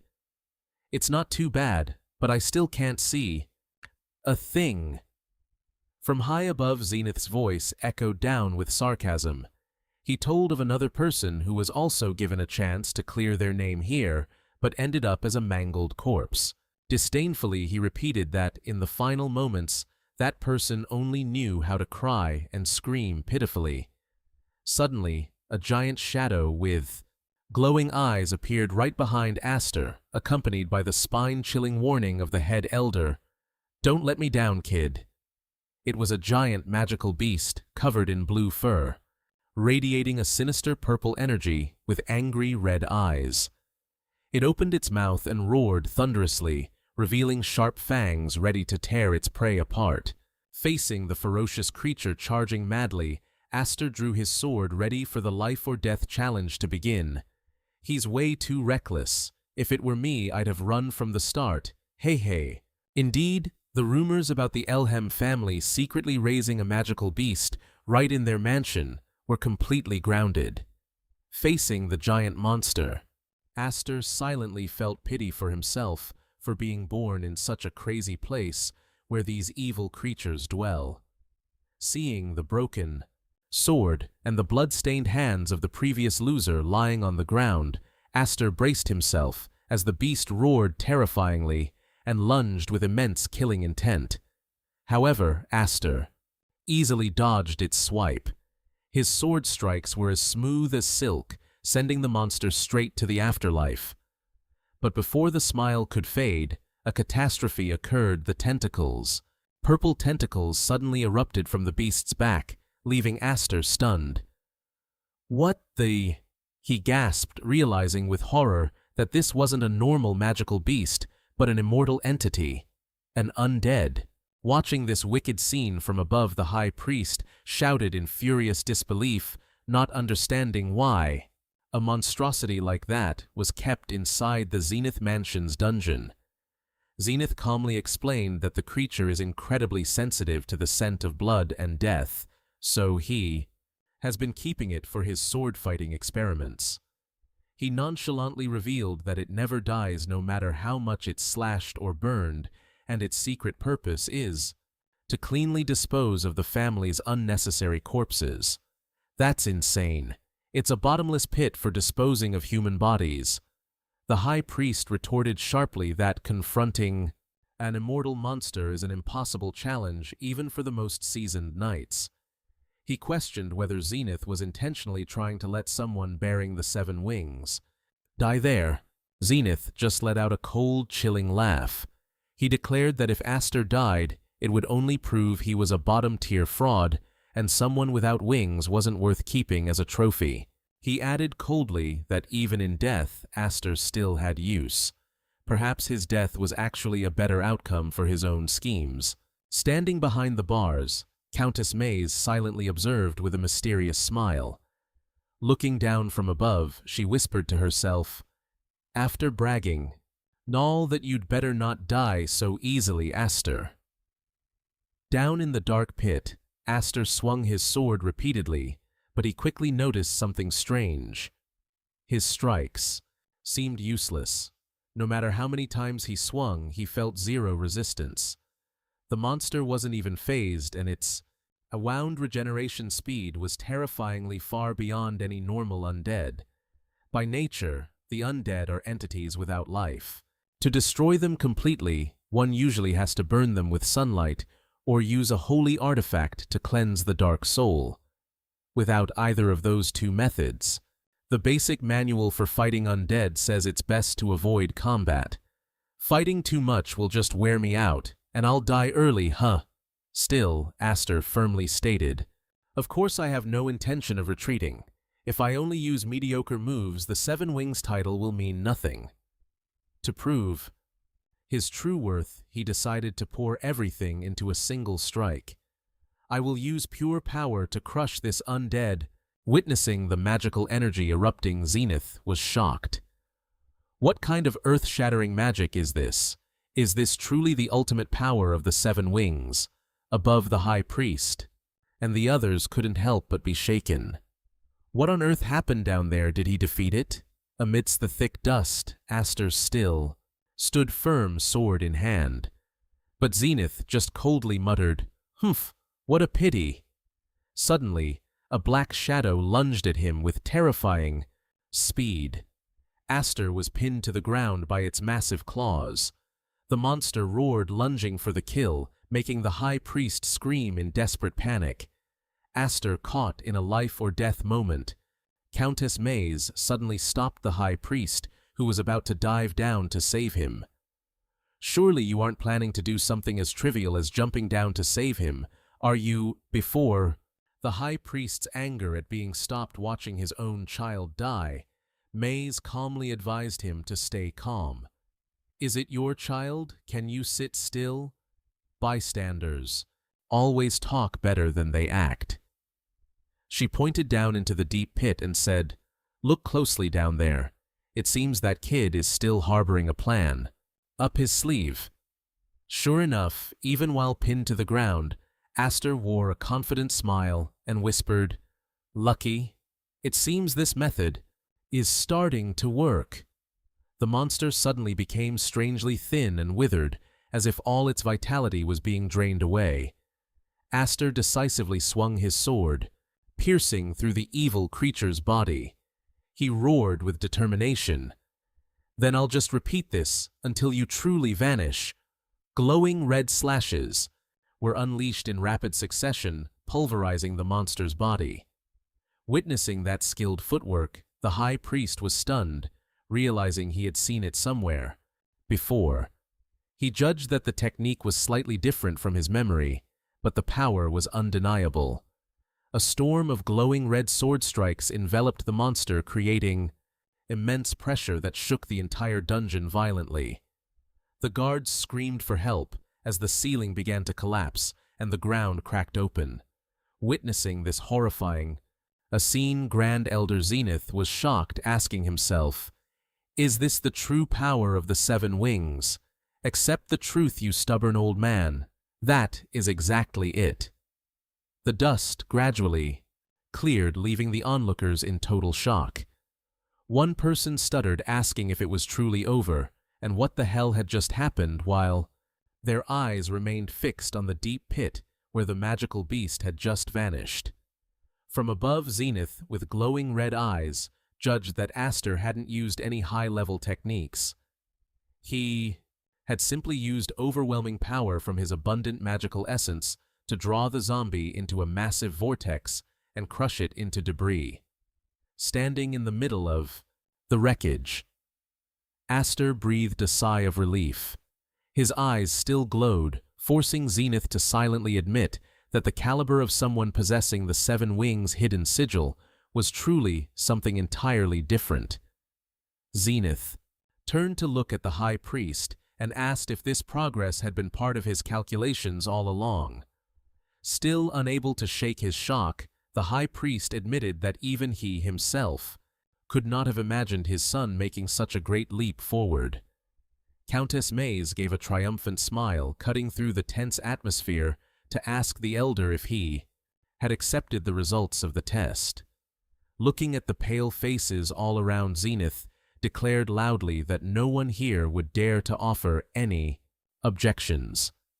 Maze excitedly called down into the pit, announcing that Aster had officially passed the trial and urged him to climb up quickly. Looking back at the iron chain that had been destroyed, by the shockwaves of his own attack, Aster scratched his head sheepishly and asked if everyone could drop a rope down for him. So embarrassing. A hero can't climb out on his own. Haha. After climbing up, Aster had a private conversation with Zenith in the luxurious room. The elder reminded him that if he missed this golden opportunity to enter the main family line, there would never be a second chance. With his back still covered in tears from the battle, Aster firmly asserted that he had no interest whatsoever in fighting for the succession. He frankly suggested that if someone like him kept hanging around this mansion, his cousins would never be able to sit still, and his true home would always be the Haifuri family. Hearing those words, Zenith laughed, "Ha ha," and asked in return if Aster truly thought those words sounded humble. The Grand Elder's eyes suddenly became sharp, as if seeing through his very soul. He asserted that Aster couldn't hide the ambition burning in those eyes. Zenith fell silent. Zenith threw out the question to Aster, who sat in vigilant silence, asking if he was secretly sharpening his blade against the Elhem family for the future. It was a final psychological strike, as Zenith declared that Aster's true target was Roderick's head. Seeing Aster stunned, Zenith laughed loudly, telling him not to be so defensive, as he had no such intentions yet. Digging through his own hidden thoughts, Aster couldn't grasp the old fox's motives. Suspiciously, he asked why he would do that. Were the rebels not the enemy of their people? The old man read right through Aster's thoughts. "Pretty sharp, aren't you?" Zenith nonchalantly admitted that the internal workings of the LMH weren't as united as they appeared on the surface. He knew that Roderick was a man of excessive power and arrogance. If Aster's existence could become a force to keep him in check, he was willing to accept it. However, his eyes suddenly turned sharp, accompanied by a heavy, menacing warning.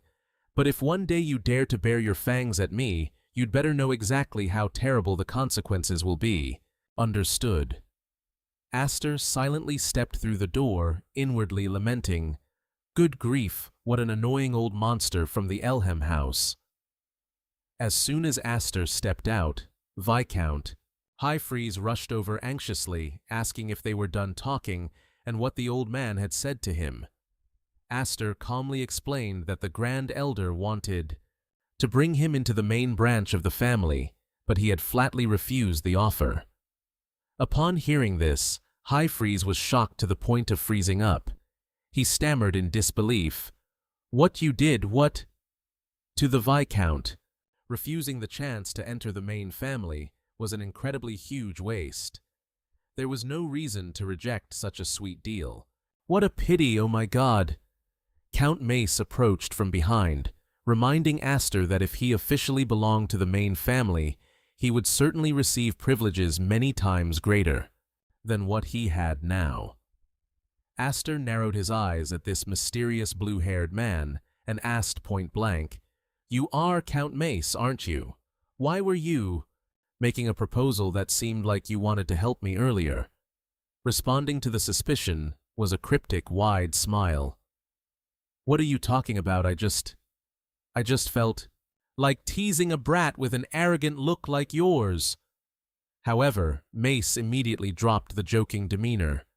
He placed a hand on Aster's shoulder and spoke in a serious, firm tone. "But let's put that aside. From today on, you have truly become an owner of the seven-winged hidden mark, both in name and in reality." He forced Aster to look closely around him to see the weight and value of the seven-winged symbol he was bearing. In the middle of the magnificent hall, the eyes of the nobles were fixed on him with all sorts of terrifying schemes. Some hungered, whispering, "I want it. It must be in my hands at any cost." Others were terrified and wanted to destroy him. "Before it becomes an obstacle, we'd better get rid of him." Some even saw him only as a tool. After all, he's still just a kid. There are many ways we can use him. Mace coldly poured a final warning into Aster's ear. "From now on, in many ways, the number of people targeting you will increase significantly. I think he's going to run into more trouble now." Aster narrowed his eyes at Count Mace, full of doubt. "Are you also one of those people, Count Mace?" Faced with the boy's wariness, Mace nonchalantly revealed his true identity as a member of the Knight Academy Association. He explained that creating challenges for promising young talents was part of his duty, while subtly signaling toward the old men standing over there who shared the same intentions. Aster offered a cryptic smile, expressing his anticipation for the day Aster officially stepped into their academy.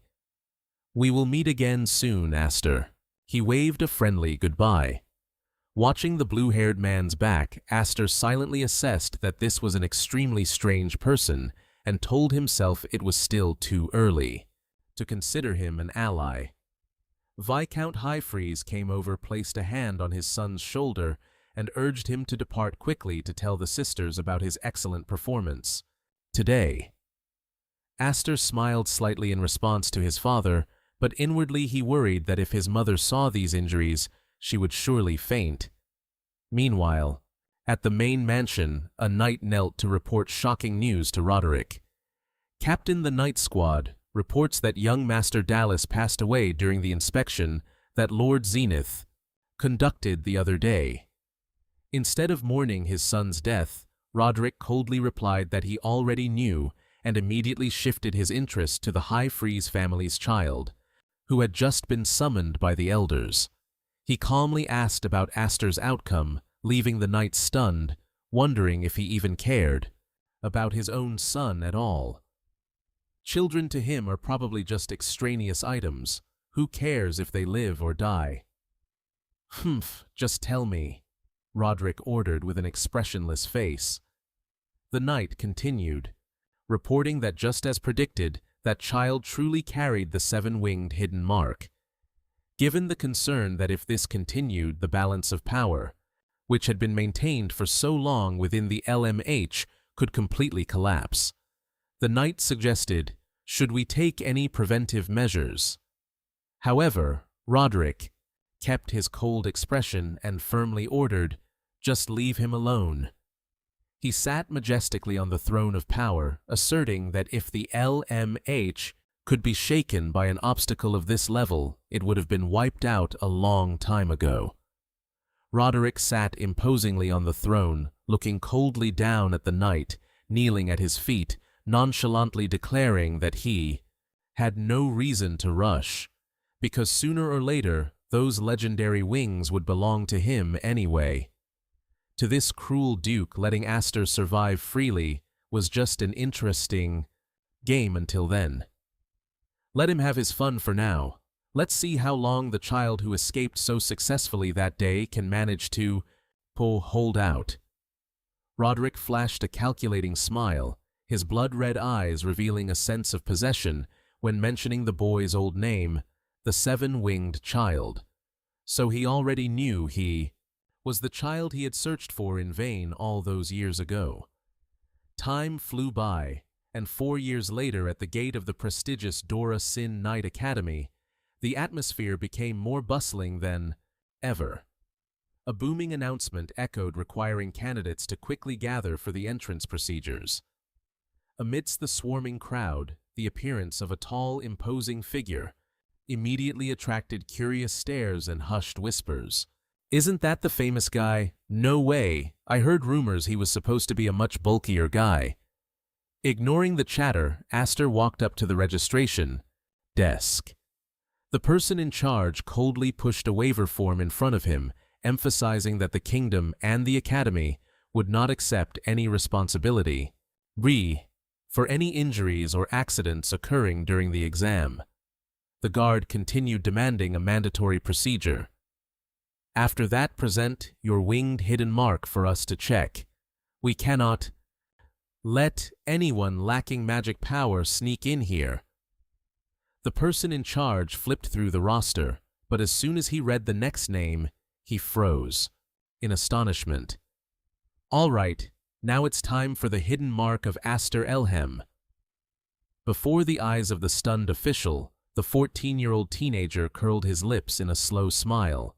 Turning around with eyes blazing with arrogance, Astor calmly countered the request to check his seal, replying with a provocative tone, "You want me to show it? My seal?" "Well, my seal is in a slightly delicate location, so it's hard to just show it whenever. Can I just use this face to get through instead?" Amidst the magnificent campus of the Knight Academy, Astor became the center of scrutinizing gazes. A cocky-looking young man swaggered over and barked, "Hey you, I'm talking to you. Yes, you, the one standing there looking so smug." He introduced himself as Vigo Smith and began to mock him. You look like a total stranger. I don't know which. Illustrious noble house you crawled out of, but did you take a wrong turn? He gestured haughtily at the Academy's emblem, emphasizing that this place was reserved only for the most elite individuals in the knight ranks. Vigos jutted his chin out and asked, "Do you even know this is the entrance exam for the proud knights of the kingdom?" Contrary to his agitation, Aster just calmly replied, "If that's the case, then there's no problem at all," and walked past him, as if the guy were just air. "Hey, stop right there!" Vigos bellowed in anger. He went on a long-winded rant about how everyone here had to undergo rigorous, grueling training and how they all cherished the dream of walking the path of glory as elites. He'd be better suited as a teacher than a student, wouldn't he talk about a chatterbox? Looking down at the weapon on Aster's hip, Vigos sneered, "And you wearing a sword that's as tiny as a child's toy at your hip? This isn't a playground for a greenhorn swordsman like you." He waved his hand rudely, trying to chase him off. "Come on, if you're just here to sightsee, then get lost. Go home quickly." Smith's bullying of the newcomer didn't escape the notice of the other examinees. They sighed, commenting, "He's at it again. Smith, that guy who specializes in picking on newbies, he acts out. This little show every year, doesn't he? He never gets tired of it." However, another examinee noticed something strange. He whispered to his friend, "But the real question is the person he is picking a fight with, isn't that the Elmhem from the rumors? You know, that's Seven-Wing Aster from the rumors." This news left the young man stunned. Seven-Wing, really? Just then, a figure from behind stepped forward, mocking him with smug satisfaction. "Oh my, I was wondering who this was. It turns out to be my cousin Aster." Ugh, another mosquito buzzing in my ear. Getting tired of this. Aster turned to look at the speaker, eyes narrowing in caution. It was Gurion, another member of the Elmhem main family. He wore a fake smile as he approached and spoke. "Gurion, long time no see, cousin." He nonchalantly insulted Aster's murky origins, saying that since no one knew when or where he was born, "I'll take the liberty of calling you cousin." Facing this, Aster remained calm and brought up Dallas. "Regarding Dallas, I am very sorry." But Gurion immediately brushed it aside with a look of pure contempt. He insisted, "No, don't bother. Someone who disgraced the family name like him deserved to die." He couldn't even hide his satisfaction. Truth be told, I actually felt relieved when he disappeared. Gurion continued to vent his feelings about his late brother, claiming Dallas was just an arrogant jerk who loved to preach, and was nothing more than a nuisance. But immediately after his tone turned threatening. "I don't care if you're Seven-Wing or whatever else, but you'd better not underestimate the people of the main house." He turned his back and walked away, leaving behind a chilling warning. "Because in this place, there is no one left to protect you, and any more." The presence of two Elmhem house members left the surrounding examinees worried about their own luck. Running into these monsters right off the bat might actually be the end of us. The crowd began to whisper about the underground conflict between the main and branch lines of the famous Marshall family. Everyone was afraid of getting dragged into the mess. In the midst of that, another examinee timidly approached Aster and asked, "Wait, are you, or rather it must be you. You're the one from the Elmhem house, aren't you?" Aster smiled slightly, politely shaking his hand and replying, "Just call me Aster, that's fine. Senior." The venue for the first round of the exam was quickly announced. In a solemn atmosphere, a commander stood on high and loudly congratulated the examinees for their efforts in making it this far. He began a passionate speech. "First, I want to express my gratitude for your courage and patriotism." The commander emphasized the gap in status between the kingdom's knights and the provincial knights from the countryside, asserting that they were the ones who served the king with fists, clenched tightly against their chests. He roared, "We are the proud blades ready to sacrifice our lives to fight. We have no place for the dull and useless swords." You always hear this kind of rhetoric when you first join an academy, don't you, huh? Consider today's exam a real battlefield, and show us your true worth. Come on! The commander's roar echoed across the arena, standing amidst the crowd of examinees. Aster curled his lip, thinking to himself, such ridiculous words. But deep down, a strange emotion welled up as he had finally returned to this place. The path to becoming a kingdom knight, something that as a wingless person, before he wasn't even allowed to touch. Beyond this door was the world of the strong that he never reached in his past life, and the person still reigning at the very peak of that world was none other than the Kingdom Knight Commander Roderick Elmhem. Looking at the authoritative back of his enemy in his mind, Aster gritted his teeth and swore, "Just you wait, Roderick. I'll catch up to you in the blink of an eye. Revenge is a dish best served cold. Take it slow, the pot will eventually boil." To realize that ambition, the first thing he had to do was pass this grueling selection exam. The loudspeaker announcement boomed, cutting through his thoughts. "All right, let's begin. And here is your first test." Immediately from above, sharp spears pierced the air, raining down and impaling the unlucky examinees, creating a gruesome scene. Aster watched, stunned, at challenge number 1. The frontline tower. The last one standing among you will be the winner. The judge's cold declaration rang out amidst the shrill screams. Magic spears rained down continuously from the top of the tower, creating a chaotic melee as the examinees were attacked unexpectedly from all sides. The panicked examinees screamed in desperation. "What are we supposed to do about this crazy thing? Run, move. If we stay here, we're all going to die." Amidst the heavy driving rain, the examinees shrieked at each other, scrambling to rally and form a defensive line. Blocking the assault from above, the judge watched with a cold gaze, judging that even though the experienced ones were putting up a fight, their survival rate was only about 30%. Those half-hearted defensive measures would soon hit their limit as more and more people fell under the razor-sharp magical spears. Going to school only to die the moment you take an exam. I'm out. The Academy truly wanted to witness the superior problem-solving ability that only those who possess the mark of the true wings can achieve. In the middle of the chaotic battlefield, Aster stood frozen like a statue, leaving those around him suspicious. Why was that idiot still standing there like that? Gurion narrowed his eyes in contempt, believing Aster was paralyzed with fear, and cursed under his breath, wishing he'd just get riddled with arrows like a pincushion. Yet Aster's hands had quietly rested on the hilt of his sword, ready for an earth-shattering explosion. Suddenly, a brilliant red surge of magic power erupted, tearing through the space around Aster. With a single swing of his sword, he created a massive vortex of energy, knocking back all the incoming spears in the blink of an eye. Witnessing this unbelievable sight, the other examinees could only stand frozen in shock. He swatted away all those arrows.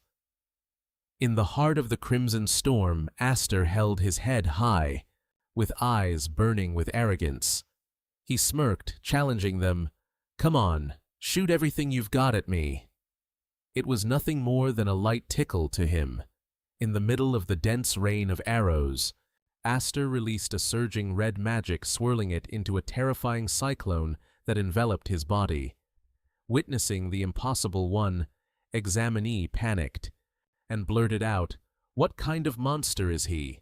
Not a single arrow can even touch him." Even the judge had to marvel at his ability to control such incredible magic power. Aster seemed to stand in the eye of an impenetrable storm. When the attack ceased, the survivors remained dazed, looking around at the ruins, wondering if it was truly over. The judge watched coldly and announced loudly, "Good job, all of you. Look at the bodies lying scattered around you. Those who are still standing here, are the ones who passed the first test." Before the examinees could even collect their thoughts, he immediately ordered everyone to follow to the next location. Seeing the senior beside him complaining about the judge's cruelty, Astor tilted his head and asked, "What's wrong? Are you exhausted already, senior? He knows how to snipe too. Quite the sarcastic one, aren't you?" The senior could only gape in amazement at Astor's nonchalance, even though he had just released a massive amount of magic without showing any fatigue. He marveled at Astor's seven-winged power and eagerly waited to witness his next battle. Meanwhile, Gurion received a secret vicious order from a powerful shadow in his clan. You must prevent him from becoming a royal knight for the future of the Elhem clan. As they entered the next round, the organizers suddenly required all examinees to switch to using identical, standard-issue swords to ensure fairness. While those around him found the cumbersome procedure annoying, Astor quietly handed over his own precious sword. A sharp-witted examinee realized that this sudden rule was actually aimed at him. "They're definitely wary of that strange sword of yours." Astor looked at the standard, sword in his hand, lost in thought. Suddenly, Gurion and his lackeys approached, spewing malicious sarcasm. "Just as I expected from you, brother. It seems you've already tamed a subordinate." His words made the senior standing next to Astor panic and retort. "Who are you calling a subordinate?" Gurion coldly identified his opponent. "If I recall correctly, you are the heir to the Namtucksmith's clan, aren't you?" He leaned close to the senior's ear and whispered a heavy threat. "A third-rate noble from the boondocks, the one you love, will suffer terribly if you keep wagging your tail for the wrong person." Terrified by the power of the clan, the senior immediately flipped his stance, waving his hands frantically. Wait, young Master Gurion. I have nothing to do with this guy." "How pathetic, man. He threatened you a little, and you're about to wet your pants." Astor smirked coldly at the quick change in loyalty. The atmosphere around them became heavy as the examinees began to grow wary of one another. Just then, the judge announced the rules for the second test. "Listen up, everyone. I will now explain the rules for the second test. The first round was a test of offense and defense. All examinees will be divided into 3 teams to carry out missions to capture each other's strongholds in this forest. Planting your team's flag on the platform at the bases will count as a successful capture. Before the final bell rings, the team that captures 2 or more strongholds will win." The judge also emphasized that actions that make the flags unusable, such as destroying or stealing them, are forbidden. However, other than that, no actions are prohibited.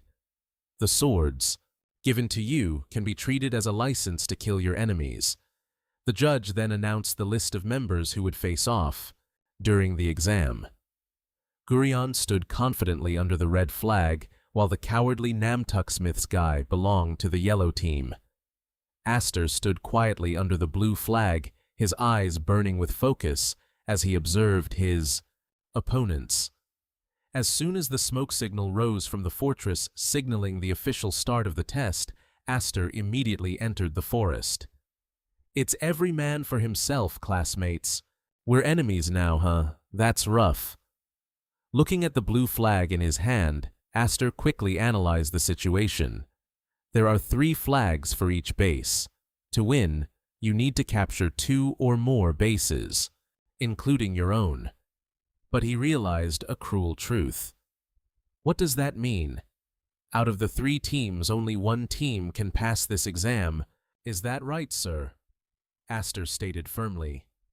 The teammate accompanying him looked visibly worried. That's right. But is there something bothering you? Doesn't that mean we will have to Shusor clash with the Elhem house. Aster just silently looked ahead with thoughtful eyes. Aster's teammates were trembling in fear. One of them broke out in a cold sweat and blurted out, "You don't understand. We are terrified. Terrified of the revenge from the Elhem clan." He explained that their opponent was the young master of the main branch, and just by pointing a sword at him, a future as a knight would vanish into thin air. Worst case, our whole family and our subordinates could be harmed. A disastrous prospect that no one wanted to face.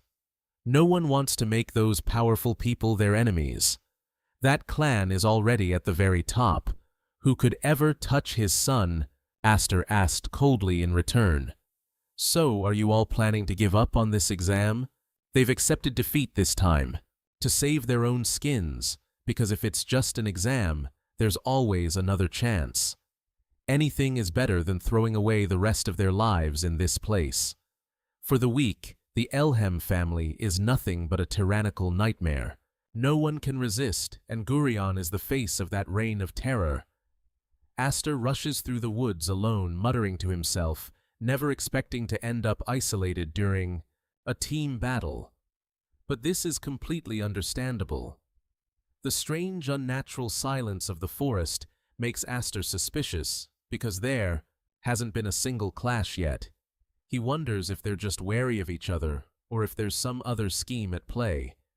Stepping past some old stone walls, Aster suddenly stops when a mysterious blonde-haired youth appears from behind. He marvels, "Oh, I didn't think you'd actually dare to come here all by yourself like this." Everything is unfolding exactly as that mysterious person predicted. Aster is shocked to see this guy casually lowering his team's flag. He smiles meaningfully. "I just happen to have some free time. I'll let you come with me for a bit." He strikes Aster down, leaving him no chance. Before he even realizes what's happening, Aster sees Gurion appear with a large group of soldiers behind him, radiating an overwhelming aura. With a sinister grin, he looks at his cousin and bellows, "I'll show you, cousin, how the Elhem family fights." The second round of the Royal Knight Selection Exam officially begins with the theme, Attack and Defense. 20 candidates are divided into 3 teams, and the prerequisite to win is to capture at least 2 bases by planting your team's flag there before time runs out. Amidst the heated skirmishes, Aster immediately clashes with a formidable opponent. While swinging his sword to parry the powerful blows, he asks, "Aren't you on the gold team?" Aster's eyes are filled with suspicion as he looks at the blonde youth before him. "Then why are you planting a red flag?" The youth with cold blue eyes replies nonchalantly, "Simple. We formed an alliance." Between him and the Elhem house is Christopher Nolan, the owner of the 5-leaf crest, and the heir to the prestigious Nolan family, the people who invented royal swordsmanship. Although overshadowed by Aster's 7-leaf aura in the first round, in reality, only 2 people pass the trial without blinking. That would be Aster and Nolan. This 5-leaf guy is actually pretty decent. Let's see how long he lasts. Both are considered rough gems of the night world, but it's a shame they can't pass this round together. Faced with his opponent's blockade, Aster asks, "An alliance? Do you even understand? Even if you do, that only one team can win." Nolan calmly admits the truth and reveals a shocking decision. "Exactly. So I've decided to let the Elhem house win." Swinging his sword with overwhelming force, he reveals a ruthless plan. "Right now, my teammates and the Elhem family are probably attacking your base." Nolan explains that if the other candidates resist, their families will be in danger due to Gurion's threats. He coldly asserts that no one is foolish enough to stand in front of a carriage while knowing full well they'll be run over. To him, the knightly nobility is a clearly stratified society, and this is simply the inevitable behavior of those with noble blood to protect their interests. In the moment of the powerful collision, Aster grinds his teeth and braces himself to parry. But a cracking sound rings out, leaving him horrified as he realizes cracks are spreading across his blade. Looking at the standard-issue sword crumbling away, Aster, stunned, asks himself, this sword, this is truly strange. Could that judge have given me a defective item? Ha, you're so slow, you just realize that now. Are you really that naive? Nolan swings his sword with dominance and shouts, this is strictly a one-on-one between the two of us. He doesn't hesitate to express his disgust for the Elhem family, especially types who love to show off like Aster. The moment his standard sword shatters, Aster gasps, what the? But instead of retreating, he quickly grabs a sharp shard, channels his crimson magic into it, and launches a surprise counterattack that makes Nolan gasp in astonishment. Huh. Taking advantage of his opponent's shock, Aster immediately spins around and bolts from the battlefield. Nolan angrily bellows, chasing after him. Hey, planning to run away? Damn you, come back here. Ignoring the insults, Aster roars with determination. Dealing with you can wait. I have someone else I need to handle urgently. Watching the others back, Nolan disdainfully assumes Aster was scared out of his wits and calls him a disgrace to the knights.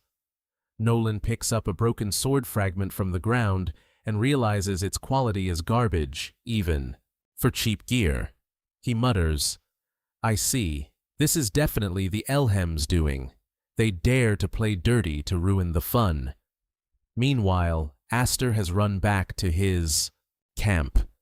He calls out in a panic, Smith, are you still okay? Where did everyone go? No help to be found. From atop the wall, Gurion appears with a triumphant, mocking smile. You arrived faster than I thought, cousin. That Nolan guy couldn't stall you for long, huh? He recounts that Nolan had bragged about being enough to handle him alone, which made him expectant. Gurion nonchalantly announces his team just captured the third base and declares, this is absolute domination. Aster grinds his teeth, his eyes blazing with fury as he sees his teammates lying scattered about.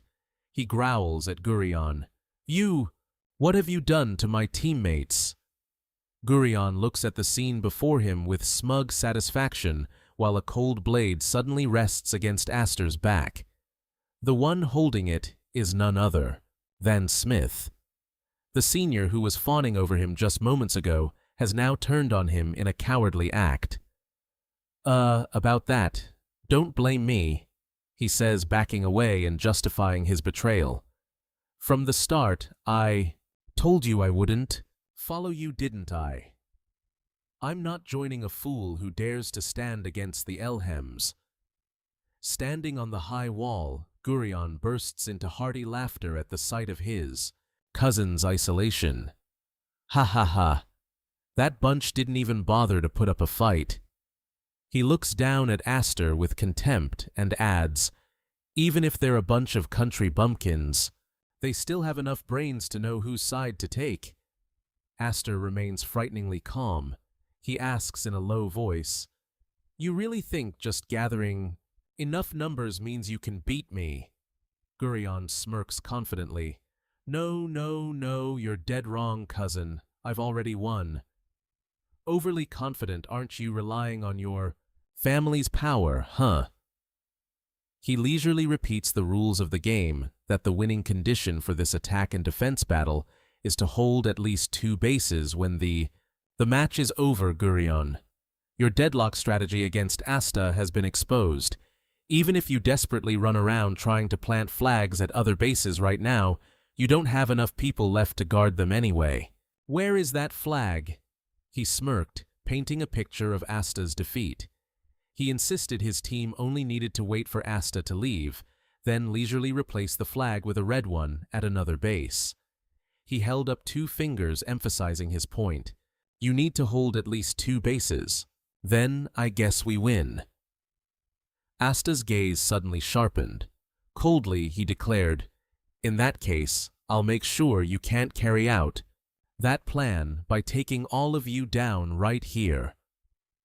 A murderous aura erupted, causing Gurion's lackeys to tremble in terror. Yet Gurion remained smug, laughing mockingly. Just a bluff, isn't it? That sword is junk now, right? He pointed down at the shattered pieces of the standard sword lying uselessly on the ground. Even with 7 wings, a bird without wings is nothing, but a flightless bird is still a bird, heh. Gurion continued to provoke him. Or do you intend to take on all of us by yourself? Looking at the broken sword in his hand, Asta smirked slightly. Impressive. Let's see. He firmly let go, allowing the rest of the blade to crumble away. It fell, leaving Smith stunned and shaken by such a bizarre action. Asta looked straight at his enemy and admitted, "You calculated everything more carefully than I thought, Gurion." Gurion screamed wildly in his mind. I've already won, seeing Asta's weapon completely destroyed. Yet Asta's eyes glowed with a mysterious intensity, as if he were preparing to play a final trump card to turn the tide. But the moment the traitor moved to strike, Asta suddenly sidestepped. With shocking speed, he delivered a thunderous kick, sending his opponent flying. Take that for being a show-off. Not letting his opponent recover, Asta transformed into a streak of brilliant red light. Charging into the fray with overwhelming power, his lightning-fast magical slashes brought Gurion's lackeys to their knees in an instant. Standing amidst the devastated scene, Asta looked up at the fortress wall and declared, "Even so, you were wrong to think you could stand against me. This is what empty-handed combat really means." Asta's eyes glowed, full of killing intent. He gritted out, "Because of your habit of sticking your nose into other people's business, you will pay the price." Gurion scrambled back, trembling, cursing Asta as a monster. Regardless of the distance, Asta stomped hard and launched himself into the air like a fiery red arrow.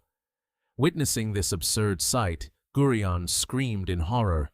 "Impossible! He's flying over! Hi, here already!" In the blink of an eye, Asta was right on top of him, his cold breath brushing against his opponent's face. "You're too slow." A powerful blow left Gurion gasping, only able to emit painful moans. Amidst all this, memories of the first time he flew as an infant suddenly flooded Asta's mind. He felt the infinite power clearly when, mastering magic, a wonderful feeling that his wings brought him. Asta grabbed Gurion by the collar and slammed him hard against the solid stone wall, watching his enemy tremble and beg for him to stop. "Stop it, Asta." Asta calmly realized that the wall, once so magnificent, now felt fragile against his power. He had pushed his strength to a new level, once again. "But to me it feels so small." Asta sneered in contempt. A cataclysmic magical explosion erupted. The candidates standing below were stunned, not understanding what was happening. They trembled and asked themselves in horror, "What kind of fighting is that? What's wrong with those two?" Through the thick cloud of dust, Asta's figure emerged from the ruined gateway. He coldly dragged Gurion's battered body, which no longer had any strength to resist, across the ground like a broken toy. With vacant eyes staring straight ahead, Asta walked past the stunned crowd without even a glance. He firmly let go, tossing the defeated loser onto the cold ground, leaving Gurion only able to wheeze in pain. "Ugh, it hurts." "Take that, and a few more for bullying others. I didn't ask for it." Even after his crushing defeat, Gurion still tried to use his last remaining strength to order those around him. "Why are you standing there like idiots? Hurry up and charge kill." "This guy for me?" He screamed maniacally, using his family name as a threat. "This is an order from the Elhem family." Under that pressure, Smith panicked and rushed to pick up the sword from the ground his mouth, Bating cursing in his agitation. Damn it all! Seeing through the weakness of the people in front of him, Asta coldly questioned, "Are you all that afraid of Elhem, taking revenge?" The question touched a hidden wound, causing Smith to explode in frustration. "Of course I'm afraid my Smith house is only a third-rate noble family. They could blow us away with a single breath." He yelled about the cruelty of the world where low-ranking nobles were forced to obey obediently, not daring to upset their superiors, just to survive. Smith looked at Asta with hatred and shouted, "Someone who has everything in their hands like you, how could you understand our worries?"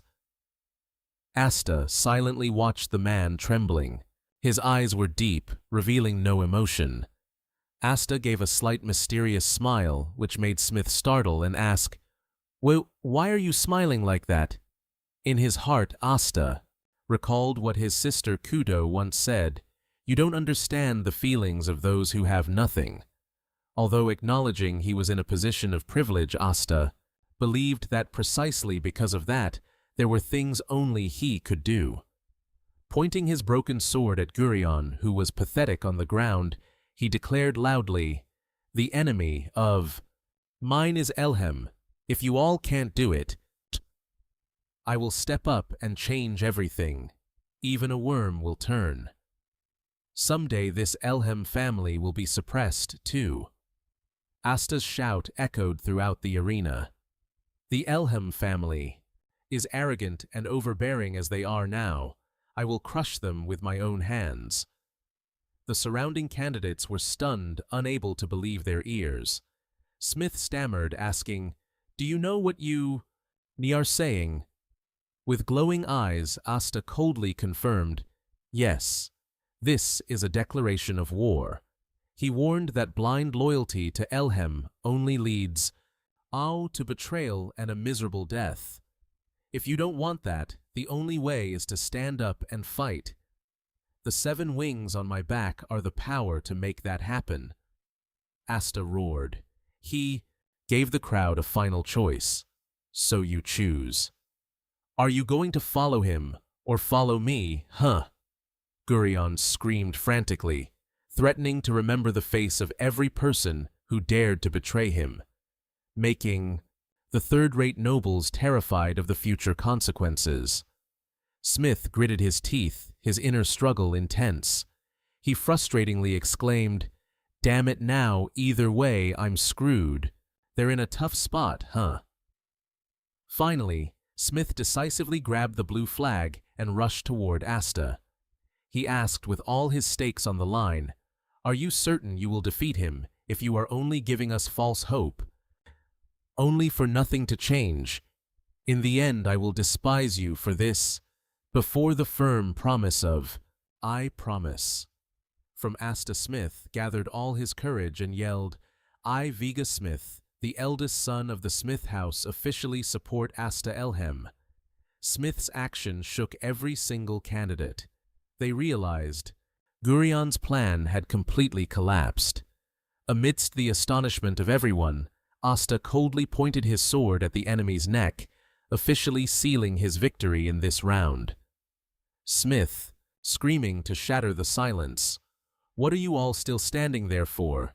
This is our chance to show those arrogant Elhem bastards whose boss bet on the 7 wings." His resolute call stirred the other candidates. They looked at each other, stunned by this sudden change.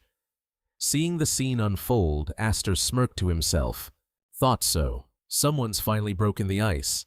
At least now I don't have to go plant the flag myself."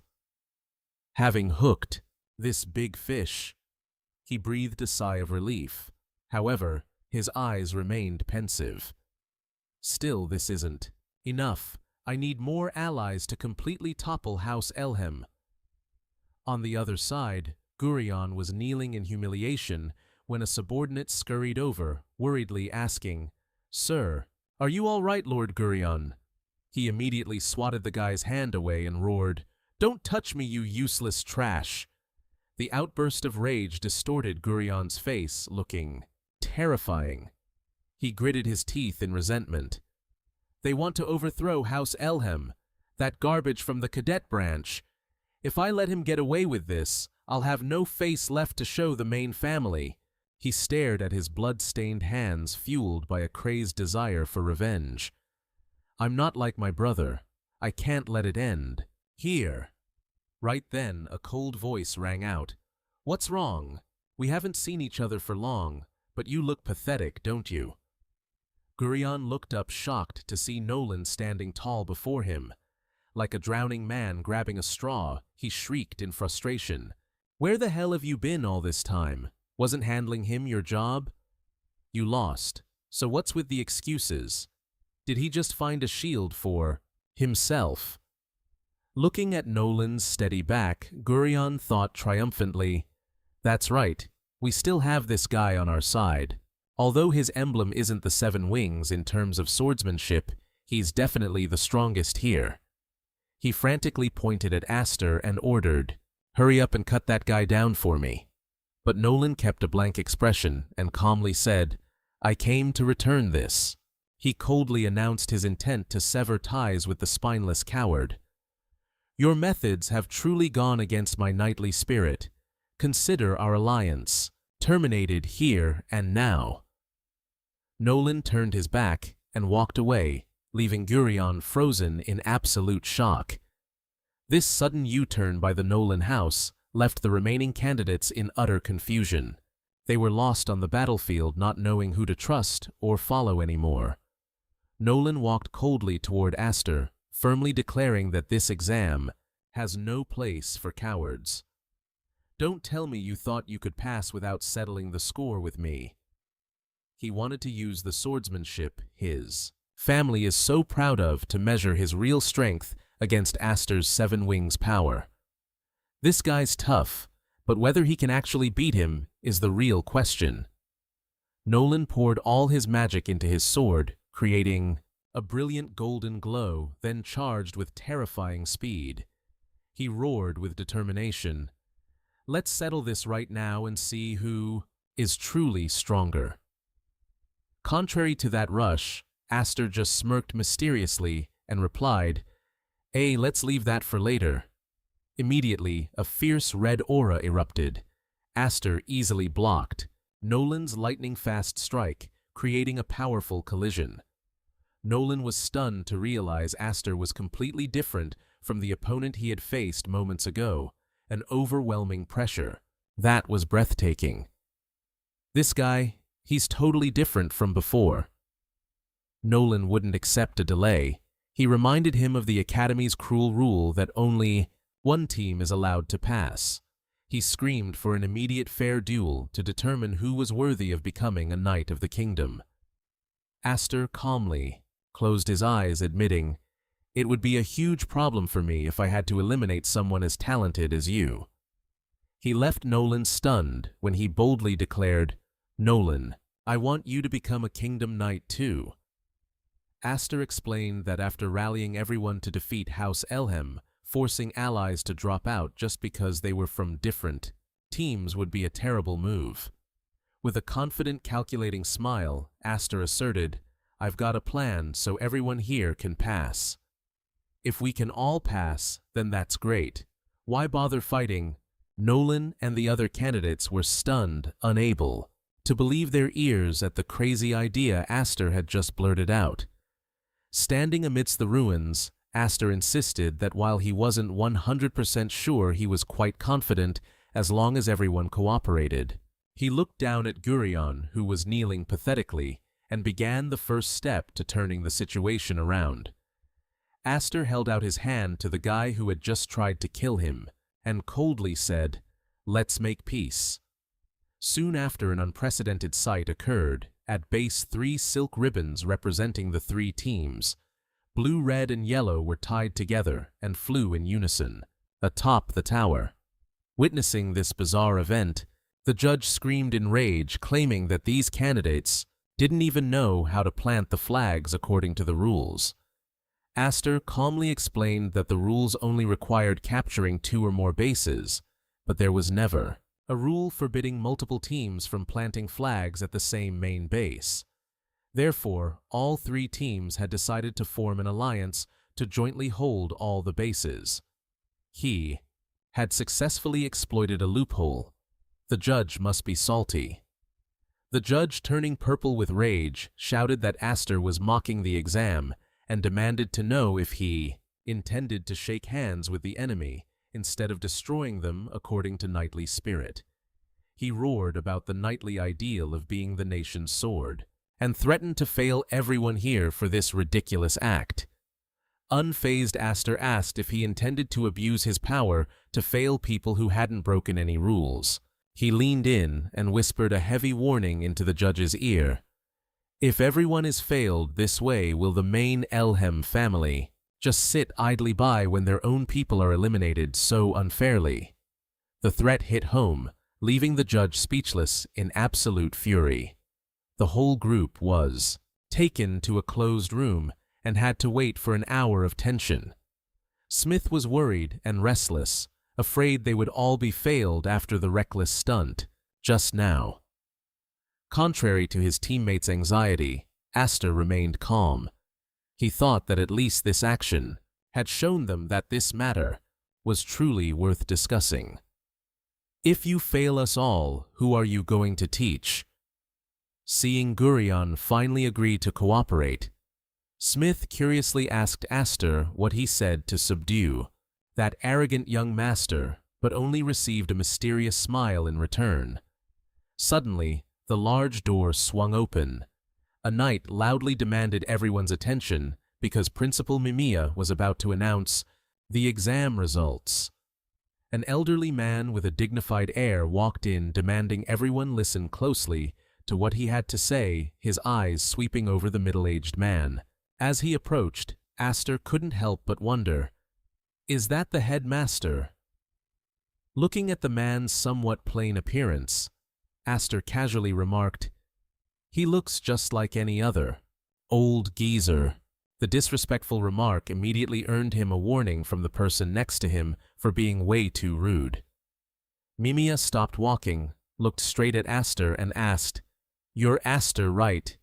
He admitted that it was because of your actions that the council had to make an incredibly difficult decision, as accepting so many candidates at once like this was completely unprecedented.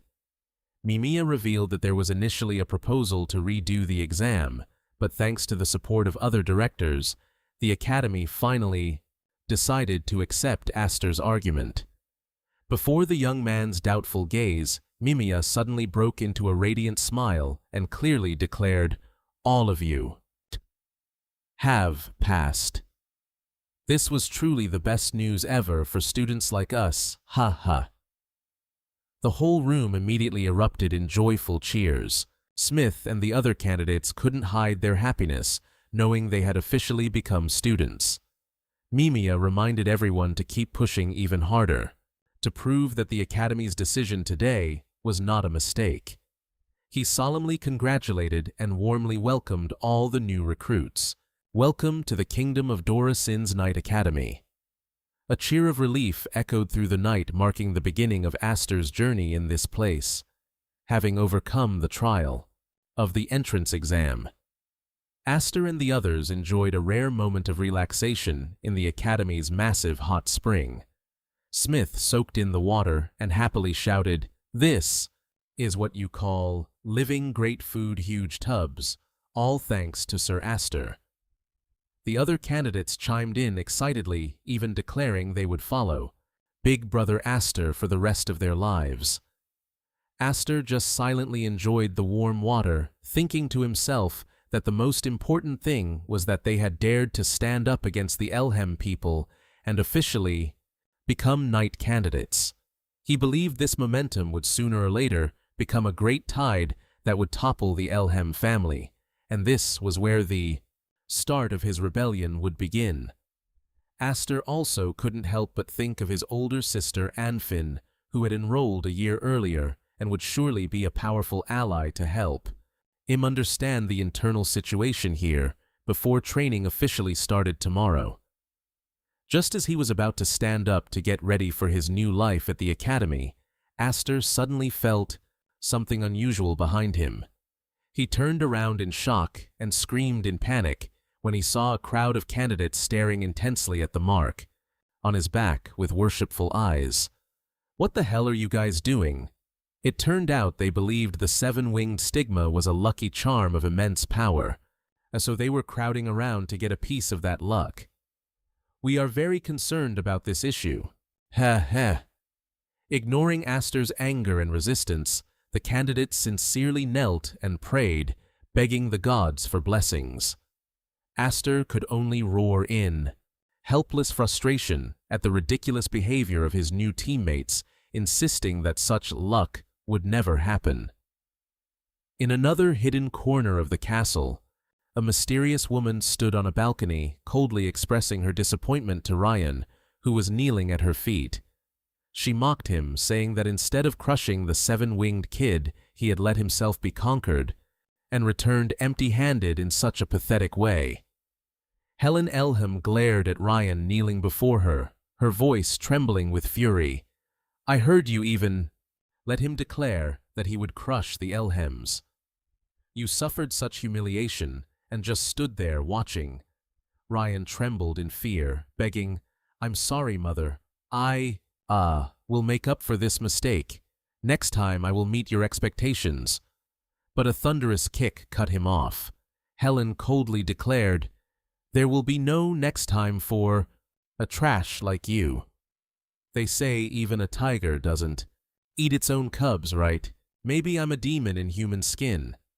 She continued her bitter insults. Useless, filthy scum like you should be minced up with the rest of the slaughterhouse waste and fed to the magical beasts. Just then, Lillian Elham appeared, walking over nonchalantly to stomp on the gasping Ryan, adding, just like that weakling Dallas. Ryan groaned in agony, trying to hold on to one last shred of hope. Ugh, Mother, please, anything but that sister. But he was met only with merciless kicks from his own biological sister. Lying flat on the ground with a blood-covered face, Ryan gritted his teeth in desperate hatred. Damn it, it's all because of him. Everything is his fault. He dumped all his blame onto Aster, the one who pushed him into this nightmare. Suddenly, Aster's calculated offer from the exam flashed in his mind. Work with me, Ryan. It'll be really bad if you return empty-handed like this, right? Just as Aster said now, he was worth less than the rags in the house. Facing Ryan's arrogance, Aster had mocked the scene where he had to report to the family that he had been played by some trash from a branch family and failed the exam. Aster leaned close to his ear, his eyes glowing with an intimidating light. Just imagine if that reached the ears of the Grand Elder of the main house. You would surely be killed, right? Seeing Ryan's pale, terrified face, he kept rubbing salt into the deep fear. I already saw how Dallas ended up. So pathetic. That is not how a person should die. Aster firmly grabbed Ryan by the collar, forcing him to face the cruel reality waiting ahead. Aster coldly sowed seeds of fear into Ryan's mind. You don't want to end up like that, do you? All you need to do is stay quiet and ignore what I'm doing. If you do that, I will save you. Returning to the present, Lillian was still raining violent kicks on Ryan until a voice spoke up to stop her. Spare him, Lily. That's enough. The one who spoke was Julius Elham. He sat there nonchalantly and mocked. Your cute little brother is crying and apologizing. See, Ryan at this moment could only sob in pain. His brother Julius gave an arrogant smile, his hand tightening around the head of Anfin, who was being restrained with an iron mask. Then continued with hypocritical words, We are a family connected by blood. Families should get along, right? Anfin, the image of the absolute dominance of the Elham family, which had been used to suppress knights for so long, was beginning to waver violently ever since the presence of the Seven appeared, standing before the symbol of the family's authority. Lady Helen coldly turned around, her eyes flashing with a cruel glare. She firmly gave an order to her 2 children. "Therefore, the 2 of you need to remind them," Lillian said, wearing a twisted, bloodthirsty grin, her purple eyes glowing with excitement, "that we are not just here for show." Julius chimed in, echoing his sister's sinister smile, his crimson eyes filled with murderous intent as he loudly declared his brutal goal: "Show them what true violence really looks like. What it really looks like. You are all noble knights of the kingdom, or rather, candidates chosen for that role." In the middle of the training field, surrounded by towering pillars, a crowd of contestants was training like mad, desperate to change their lives. A true royal knight is an elite who overpowers everyone else in combat tactics and everything else. Naturally, if you crave to join their ranks, you have to prove that you are something special, and there's only one prize for the truly special. "So, brother, let's give it our all," Smith roared, full of spirit. But the moment his sword hit the pillar, it shattered into pieces, leaving him stunned as he blurted out, "Damn it." To categorize talent, the Academy divides candidates into 6 ranks, with curricula tailored to each person's actual strength. Those who are stronger get access to more advanced high-level techniques. If you only know how to swing a sword, you're bottom tier. Only if you can control magic power can you be considered second tier. Only when you master both swordplay and magic do candidates officially step into the first-tier ranks. A wave of red killing intent blanketed the area, accompanied by a harsh declaration, "I have nothing to teach," to the pathetic fools below 3rd tier. If you want to learn first-tier techniques, get stronger. Keep proving your own strength. That is the only freedom you're allowed to have here. Boom! With a shockwave, the supervisor turned around in a panic. Aster stood tall, sword in hand. Just a moment ago, he'd sliced through the pillar as easily as if it were a banana. The contestants behind him could only groan in despair. "How are we supposed to do that?" From the high balcony, the Academy directors watched the boy with the 7 colored eyes in awe. They wondered if this was the 7 wings. From the rumors, could someone really have such extraordinary talent, destroying a magical iron pillar, a material as tough as a golem, with such ease? Confirmed that Aster was truly special. However, the potential hidden within those 7 wings didn't just end there. One director mused that if Aster were to settle for his current self, he would surely be swallowed by the dragon hiding within. And that dragon was Julius Elmhem, sitting arrogantly with a sinister grin, ready to crush anyone standing in his way with his brutal strength. Standing by the hallway window, Smith sighed while looking at the scoreboard. Even after passing the grueling selection exam, they still had to endure the harsh trials of a true meritocracy. Looking at the ID card in his hand, Smith realized with a shock that among all the rookies, only Aster and Nolan hadn't started at the bottom 6th rank. The gap in class was immediately apparent, as Aster was ranked 4th, while the others were struggling to keep up. Aster held his 4th rank card beaming with a bright smile, and reminded his teammate that to become a royal knight, one had to at least reach the 2nd rank. He urged Smith to catch up quickly if he didn't want to run into big trouble. Smith grumbled about how strict his big bro was, leaving Aster bewildered. Big bro. Smith seriously reiterated Aster's declaration of war on the Elmhem clan, which had ignited hope in so many people for real change. He excitedly threw an arm around Aster and loudly declared, "So let us support you, big bro. Let's overthrow the Elmhem clan together. You're a big shot in the academy now, you know, big bro." Aster made a firm vow to become even stronger to achieve his sole goal, crushing the Elmhem clan. While he was busy calculating, a growling stomach suddenly brought him back to reality. Smith pulled him along to find food. "First, we have to fill our stomachs. I can't handle the afternoon training session on an empty gut," No sooner had they reached the hall than they were surprised to see a crowd of rookies gathered looking deeply uneasy. Aster wondered, "What's going on? Why is everyone standing here?" Seeing Aster appear, the rookies panicked and shouted, Aster, you're here. We're in big trouble. People from the Elmhem clan are here." A strange mocking voice rang out from within. "Oh, so you're Aster, huh?" A young man was casually chewing bread, looking at Aster with a challenging gaze. "Since you took so long, I started enjoying this batch already, little brother." Aster was stunned to see Julius and Lillian sitting arrogantly ahead, while Julius was casually stomping on a poor soul, lying flat on the ground. Smith asked in horror, "Bro, what's going on? Does that mean he's also from the main clan?" Aster said in a low voice, confirming, "Yeah, they breed like ants.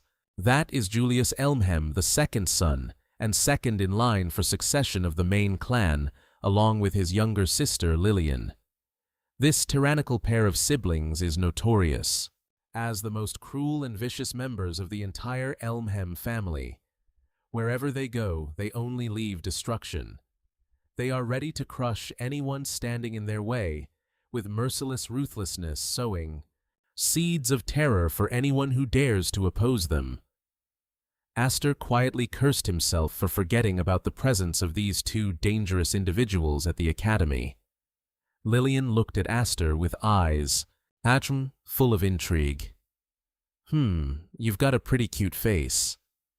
She casually stepped over the body, groaning on the ground, and mocked, "Quite different from the stupid, ugly, and boring little brother. The lying here." Seeing the strange iron mask on the defeated victim's face, Smith asked in terror, "What is that dull mask?" Aster coldly explained, "That's an iron shackle, a disciplinary tool of the Elmhem house used to punish those who fall behind." In his previous life, he himself had been a victim of their torment. Julius smirked. He stepped hard on Green's head and insulted him. Even though he carries the Elmhem name, he was ranked 6th the lowest during today's sorting. Julius looked at his younger brother groaning at his feet and sneered with contempt. "Pathetic, isn't it?" He gave a ghastly grin and asserted that this iron mask was a gift from a kind older brother to help Green find more motivation, to try harder. Looking at the long line of students wearing those terrifying disciplinary tools, Julius casually revealed his cruelty. If food, water, and fresh air are the rewards, then no matter who they are, they'll work themselves to death, because if they can't take it off, they'll die. Witnessing the horrific scene, Smith shivered in fear. What the hell is going on? Here. They're all wearing that thing. Julius smugly pointed toward those being shackled, claiming that the starving beast-like glint in their eyes was proof of the effectiveness of the masked man casually ordered the new recruits to greet these seniors properly now.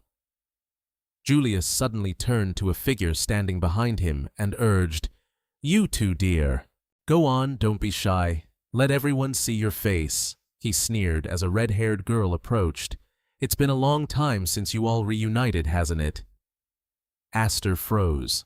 His pupils constricted as he realized the person standing before him was his own sister, hidden behind a cold iron mask. Julius gloated, "Well, what do you think of your sister? She's changed quite a bit, don't you think?" Aster screamed in agony.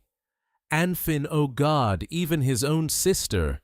They snatched her too to use as their mindless puppet, watching Anfin tremble." With eyes full of resentment behind that iron mask, a fire of rage ignited within Aster fiercer than ever. His hand gripped his sword hilt, radiating immense killing intent as he roared in absolute fury, "You, Julius, you bastard! What did you do to her?" Amidst that outburst, Julius nonchalantly tossed another iron mask onto the floor. The hollow sound of metal hitting the ground rang out defiantly as Julius smirked, looking calm. He coolly announced that he had prepared enough masks for every single newcomer, leaving no one out. Looking at the pile of iron masks lying scattered at his feet, Julius stood arrogantly stepping on Ryan's body while spreading his arms wide. He wore a twisted, excited smile and loudly declared, "Let's all enjoy a truly wonderful welcome party." Julius shouted, commanding his minions, "Hey, you scumbags, focus on recruiting. These guys are the juniors from your training squad." He flashed a maniacal grin, declaring, "If you want a decent dinner, you'd better get these recruits masked up." The masked seniors lunged in to attack, making Astor realize the situation was dire, as their eyes were completely hollow, devoid of reason, yet they possessed the skills of at least fourth-rank students. This relentless barrage of attacks caught Astor off guard by how soon the LHM house was acting. In a fight completely unbalanced in numbers, they were blitzing them.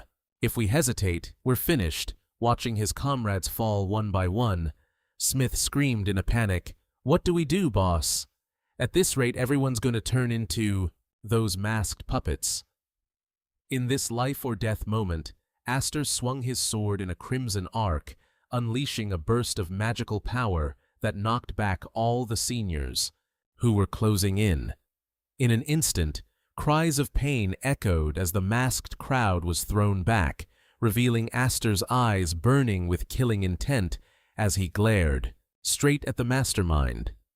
Smith couldn't help but be stunned by the terrifying pressure Astor was radiating at that very moment. Astor stepped forward, looking directly at the ringleader, and growled, "Cousin Julius, what the hell do you think you're doing?" Julius replied with a mocking tone, saying, "Astor, don't be so uptight," because he considered this an act of kindness on his part. He contemptuously called the recruits following Astor scum, people who only knew how to cling to others to pass the exam and were delusional about their status as candidates. Sitting arrogantly on his high chair next to Lillian, Julius declared that if the quality of those at the bottom was too low, then even those at the peak like him would be looked down upon. "This bunch is so arrogant, looking down on everyone.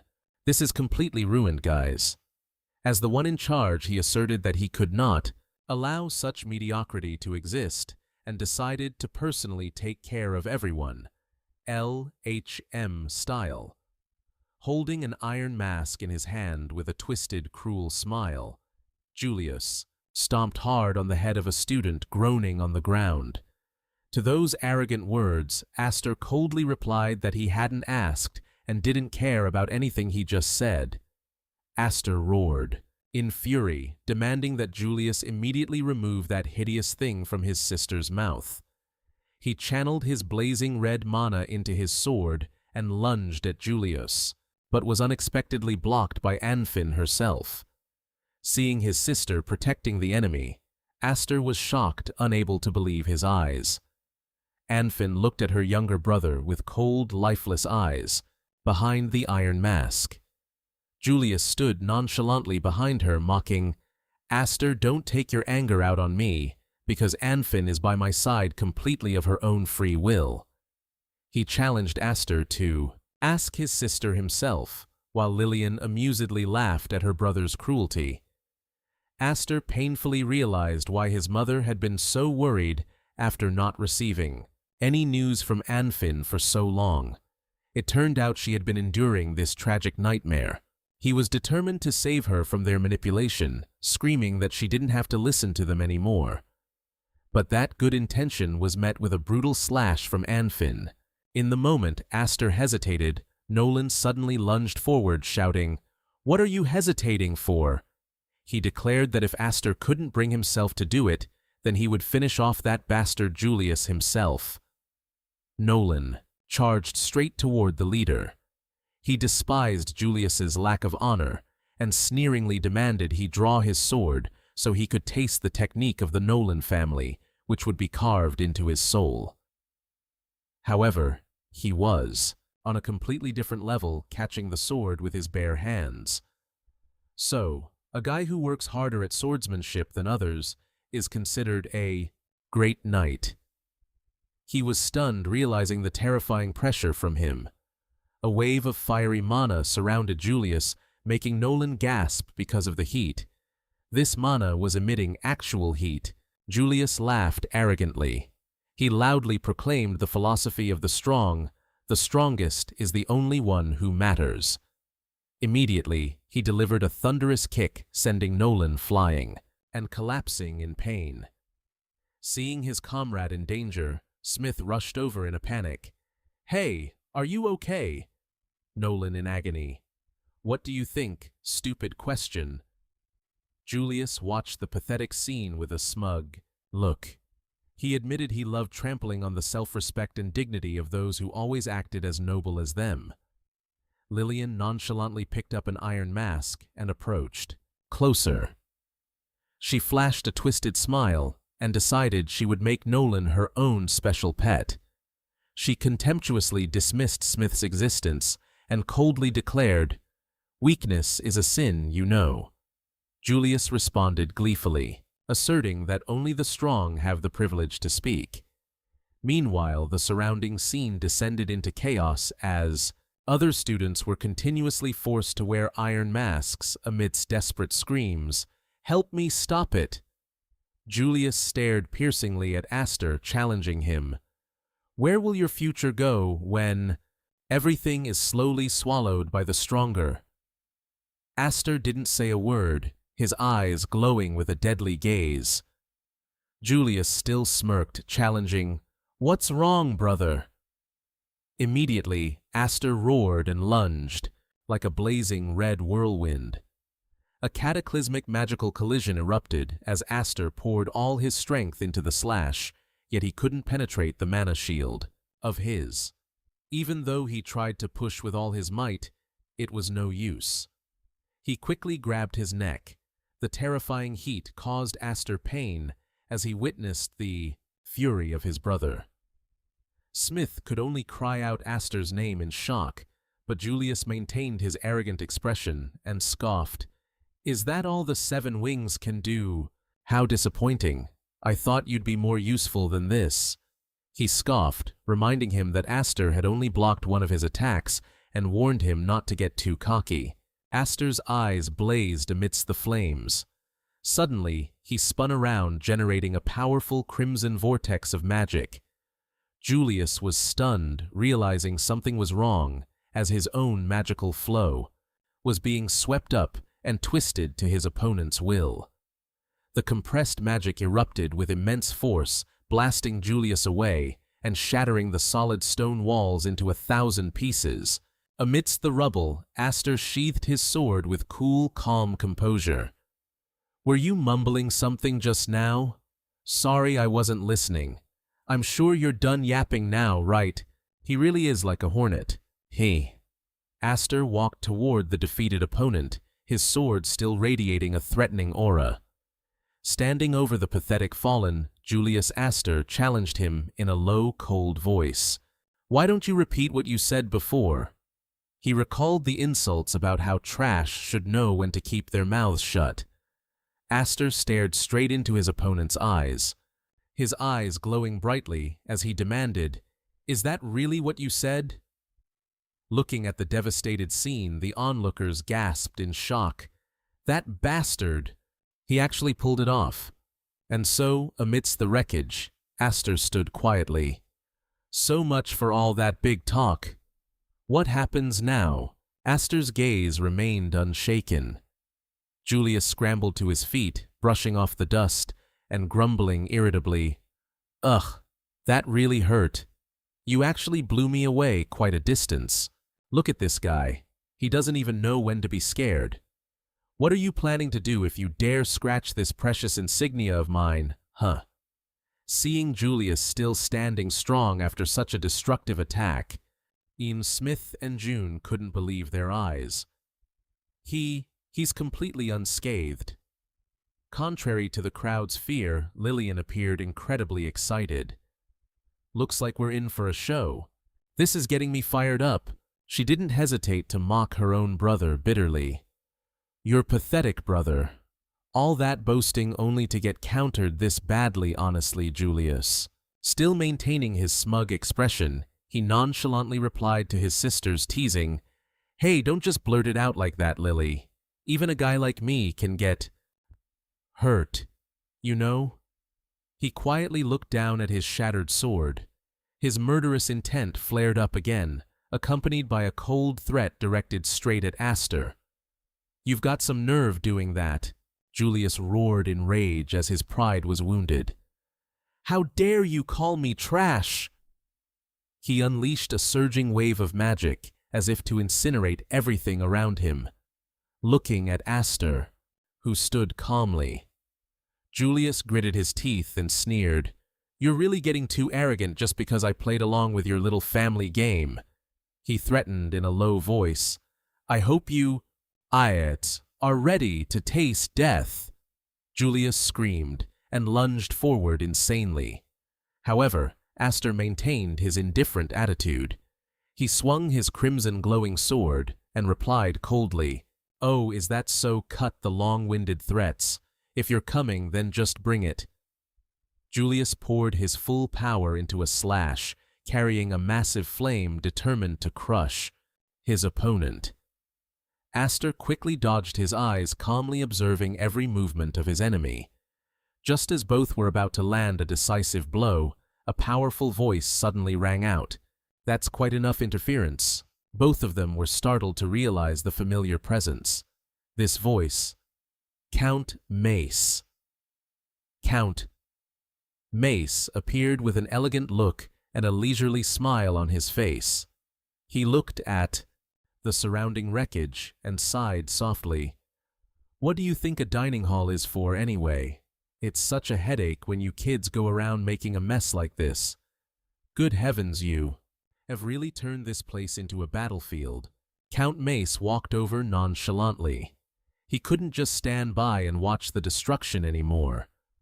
Julius roared in anger, demanding that Mace stay out of this. He contemptuously called him nothing but a lackey of the 6th-generation head and claimed he had no right to interfere in his affairs. Mace kept his calm smile and advised Julius to restrain himself. He mocked that a top-tier student and a candidate for the top position, lowering himself to pick a fight with someone considered lower class, was truly embarrassing. To de-escalate the situation, Mace approached Aster and gently asked him to sheath his sword out of respect for him. Julius scoffed coldly, his eyes filled with resentment as he looked at Mace. He growled, implying that Mace didn't know how much trouble he had caused, but ultimately decided to let it slide this time. Julius decisively swung his sword, ordering his lackeys to withdraw and declaring the welcome party over.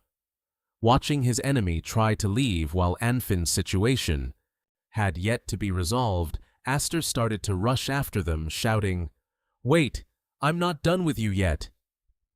But Mace quickly closed the distance and held Aster firmly, stopping his reckless action immediately.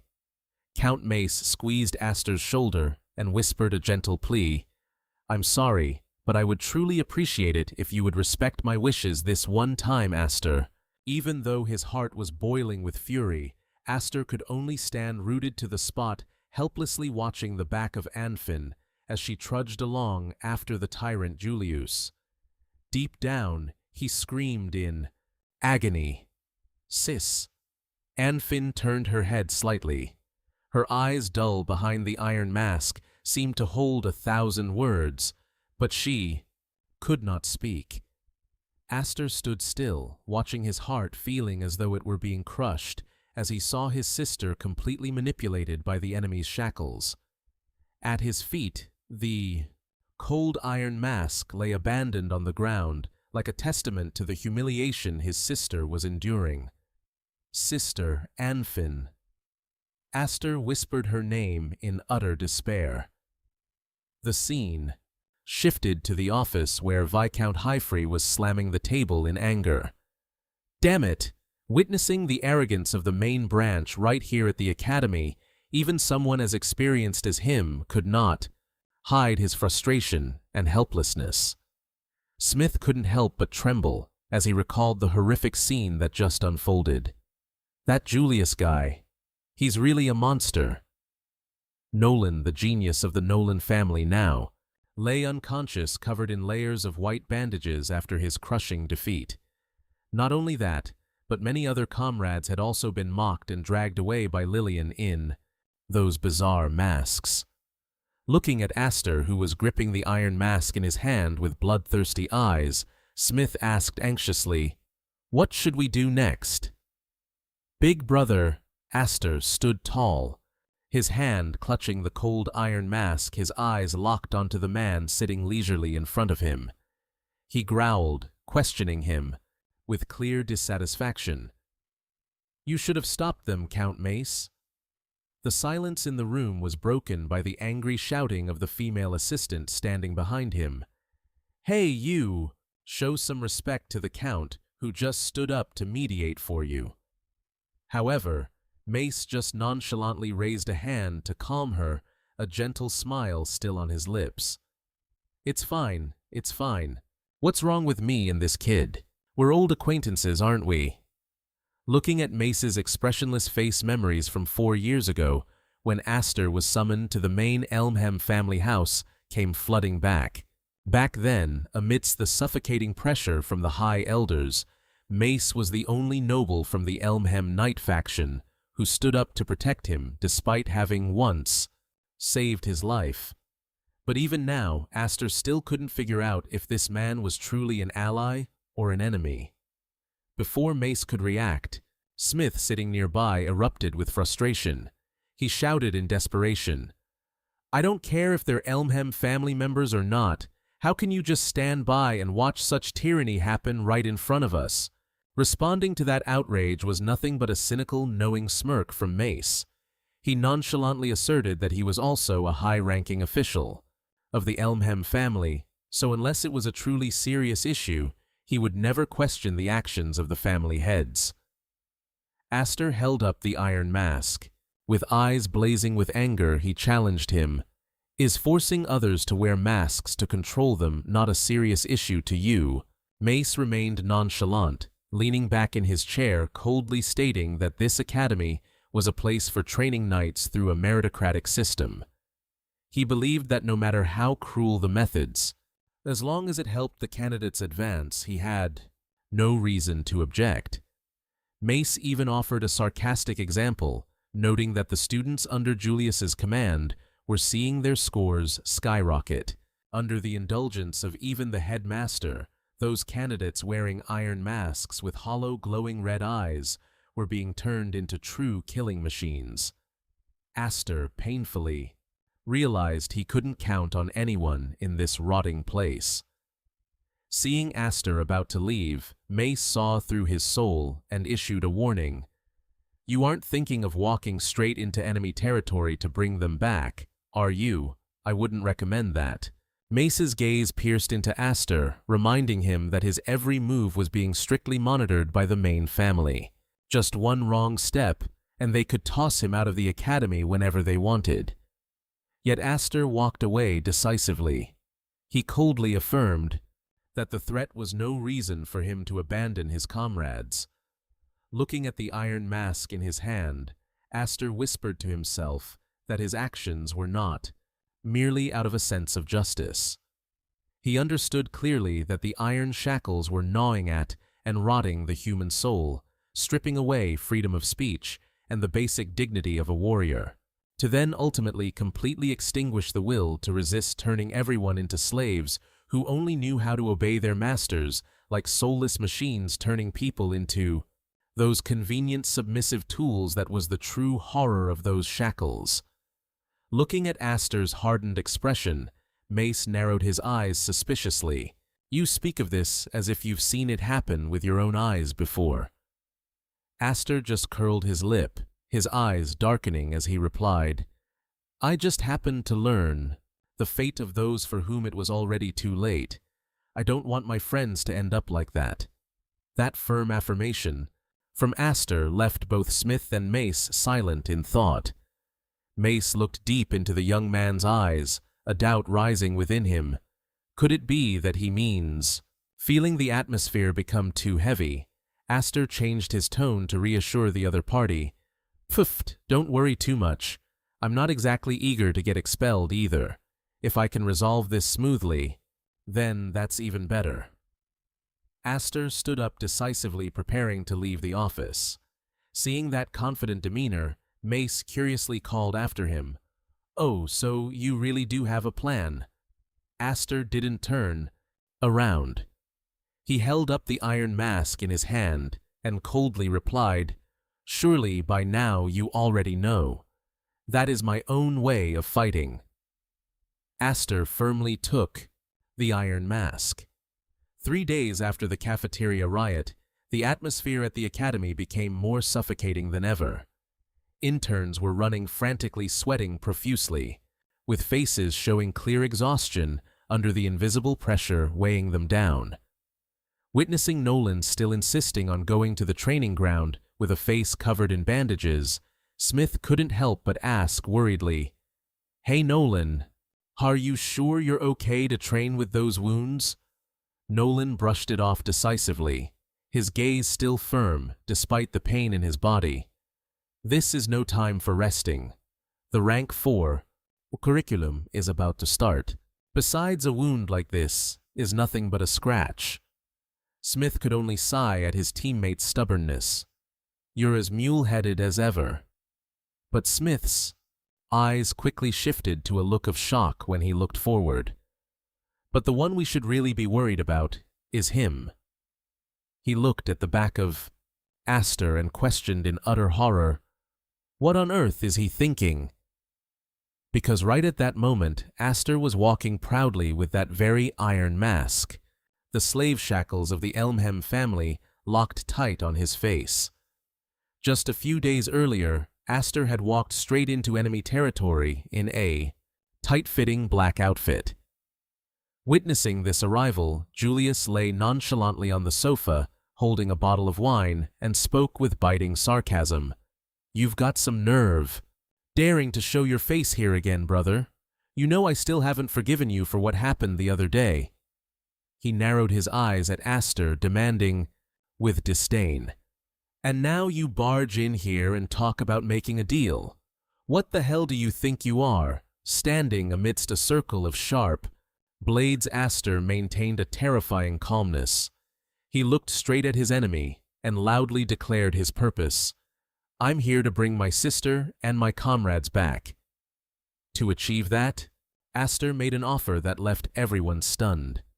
He pointed down at the iron mask lying on the floor and coldly declared, "In exchange, I will let you put the iron shackles on me. That is my condition." Witnessing her younger brother's insane decision, Anfin gasped in her mind, "Aster, what the hell are you thinking?" Aster continued to dig deep into his opponent's motives. "You must have heard the rumors that I'm suspected of treason, right?" He asserted that this was the perfect opportunity for Julius to shackle a traitor, a deal that wasn't bad for him at all. Lillian laughed mockingly after hearing it. "You're crazy. Are you seriously asking to be someone's pet? Are you some kind of masochist?" Julius pondered, admitting that Aster was indeed a thorn in the side of the Elmham family. However, looking into those steady eyes, Julius couldn't help but feel a shred of doubt. He lowered his voice, questioning, "But I don't think you're the type to just submit and obey. What the hell are you plotting?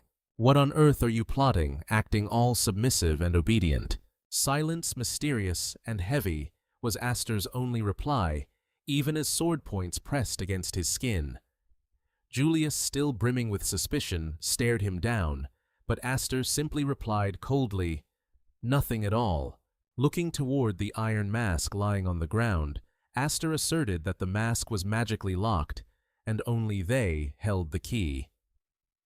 "You can kill me whenever you want, though." Aster's gaze suddenly sharpened. He continued, provoking him, "Are you really that insecure, cousin?"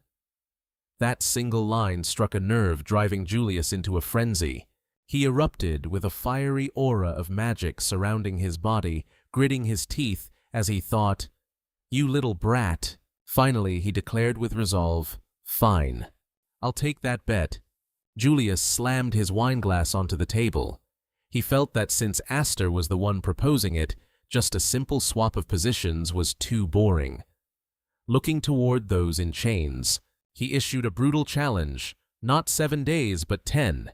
10 days wearing that thing without a single drop of water or a crumb of food.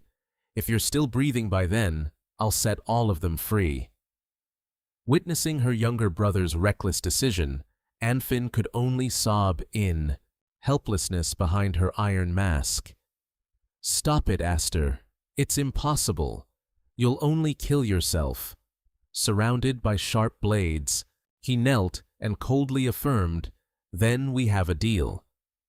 Aster understood better than anyone that these iron shackles would corrode and rot a human soul precisely because he had been raised as a tool of the LHM house for a long time. Looking at his sister Anfinn, a vice-countess in an iron mask, he painfully remembered an Anfinn who was strong and stubborn in his memories. Though as fragile as anyone else, she had always been a resilient sister who never showed weakness to the outside world. Yet, now she stood there unable to even resist these people, watching him with such a frail look behind that cold metal. Aster silently promised her, "Don't worry, sister. I will definitely shatter these chains. By then, we can talk at our leisure." Lillian wore a sinister smile as the iron mask was officially locked onto Aster's face, causing a surge of purple magic to envelop him. Suddenly, a commanding shout rang out from afar. "What the hell are you all doing over there?" Down on the training ground, the trainees wearing iron masks were lying sprawled on the ground from exhaustion. The supervisor roared viciously, "Who gave you permission to rest, huh?" Heavy labored breathing echoed in their misery. "Damn it. Why do I have to go through this?" They bitterly realized that the devilish trainer didn't care at all, even when they were forced to bear the burden of these torturous shackles under the scorching sun of the training field. Smith panted, worried. "At this rate, we'll be dead before Aster can save us." Standing next to him, Nolan looked coldly at Green, who was kneeling, and mocked, "For some of us, I'd call that karma." Smith could only sigh, encouraging the others to hang on while silently marveling. That days had passed, and Aster still acted as if nothing were wrong. Watching Aster's shadow still tirelessly running across the field, Nolan wondered if his endurance was truly at a monster level or not. An ordinary person could only survive for 3 or 4 days without food or water, and at most only a week if they lay still like a cocoon to conserve energy. Yet Aster wasn't just starving. He was filling these past days with insanely intense training, constantly swinging his sword, clashing fiercely with opponents, even while carrying heavy logs on his shoulders to cross the stream. Aster still showed no signs of exhaustion. Nolan whispered to himself, "This guy's a monster. He's not even human anymore." A strange rumor began to spread among the trainees about his past, that before being adopted by the Viscount, that child had crawled for miles alone through a snowy night. Ever since he was an infant, he had crossed an entire mountain range covered in deep snow during a storm. Smith couldn't help but shudder. If that were true, wasn't his vitality simply extraordinary? Even so, in his heart he remained skeptical. It was just a cheap scare tactic to show off. Amidst the haze and suffocating pressure, Aster still walked tall, with eyes burning bright and a crimson magical aura enveloping his body. "It's feeding time, you sewer rats." Lillian walked haughtily down the dark corridor, followed by guards carrying trays of meager food. With a snap of her fingers, purple magic flared as she ordered dinner to begin, filled with contempt for those shackled in iron. The thing called food was actually just a piece of dry cheese and a glass of tap water on a chipped plate. Witnessing this pathetic ration, Green completely broke down. He gasped in utter despair. "Again, is this all there is? I can't take it anymore. If it stays like this, I'll die. Another trainee also trembled, kneeling at her feet and begging, "Please, miss, give me some real food." But answering that miserable plea was only a cruel stomp from Lillian, crushing the piece of cheese right on the dirty floor. She sneered maliciously, "Oh my, if you didn't want to eat, you could have just said so from the start." Lillian coolly reminded them not to waste food like that. She looked toward the dark corner of the room and mocked, "Unlike you lot, there's a boy out there, but suffering through much worse torture." Far away, Aster sat slumped against the wall, with his iron mask locked tight, appearing exhausted after days of starvation to trade for his comrade's freedom. "Watching that scene, your little brother really is a saint, isn't he?" Julius casually enjoyed his steak. He glanced at Anfin, who was sitting listlessly, and mocked, "Why don't you go over and cheer him on, huh, Anfin?" He ridiculed her helplessness. "Oh, and I guess you don't have the face to look at him anymore, do you? After all, he ended up in this pathetic state entirely because of you." Anfin could only grit her teeth, suffering in total agony, silently, calling her brother's name. Aster looked at the lavish tray of food placed before Anfin, feeling his throat go bitter. While Aster was enduring starvation and the torture of shackles to trade for everyone's freedom, she was sitting here being sheltered by the enemy. Anfin trembled, questioning herself in a dead end. What should I do now? Julius, while chewing his meat, narrowed. Watching from afar, he saw Aster slumped over and motionless. Suspicion stirred in his heart. What on earth was happening? I was certain he would have some scheme or trick to escape this situation. Yet, all this time he hadn't shown a shred of resistance. Looking at the lonely silhouette of his cousin Julius, wondered if Aster truly intended to use his mortal body to endure this for 10 whole days. He wore a twisted, excited smirk, determined to savor every second of this torture to see how long the pride of the 7 wings could withstand the cruelty of this hunger. But just as Julius was at his most triumphant behind the cold iron mask, Aster's eyes suddenly flared with a mysterious glint. "You'll see soon enough,"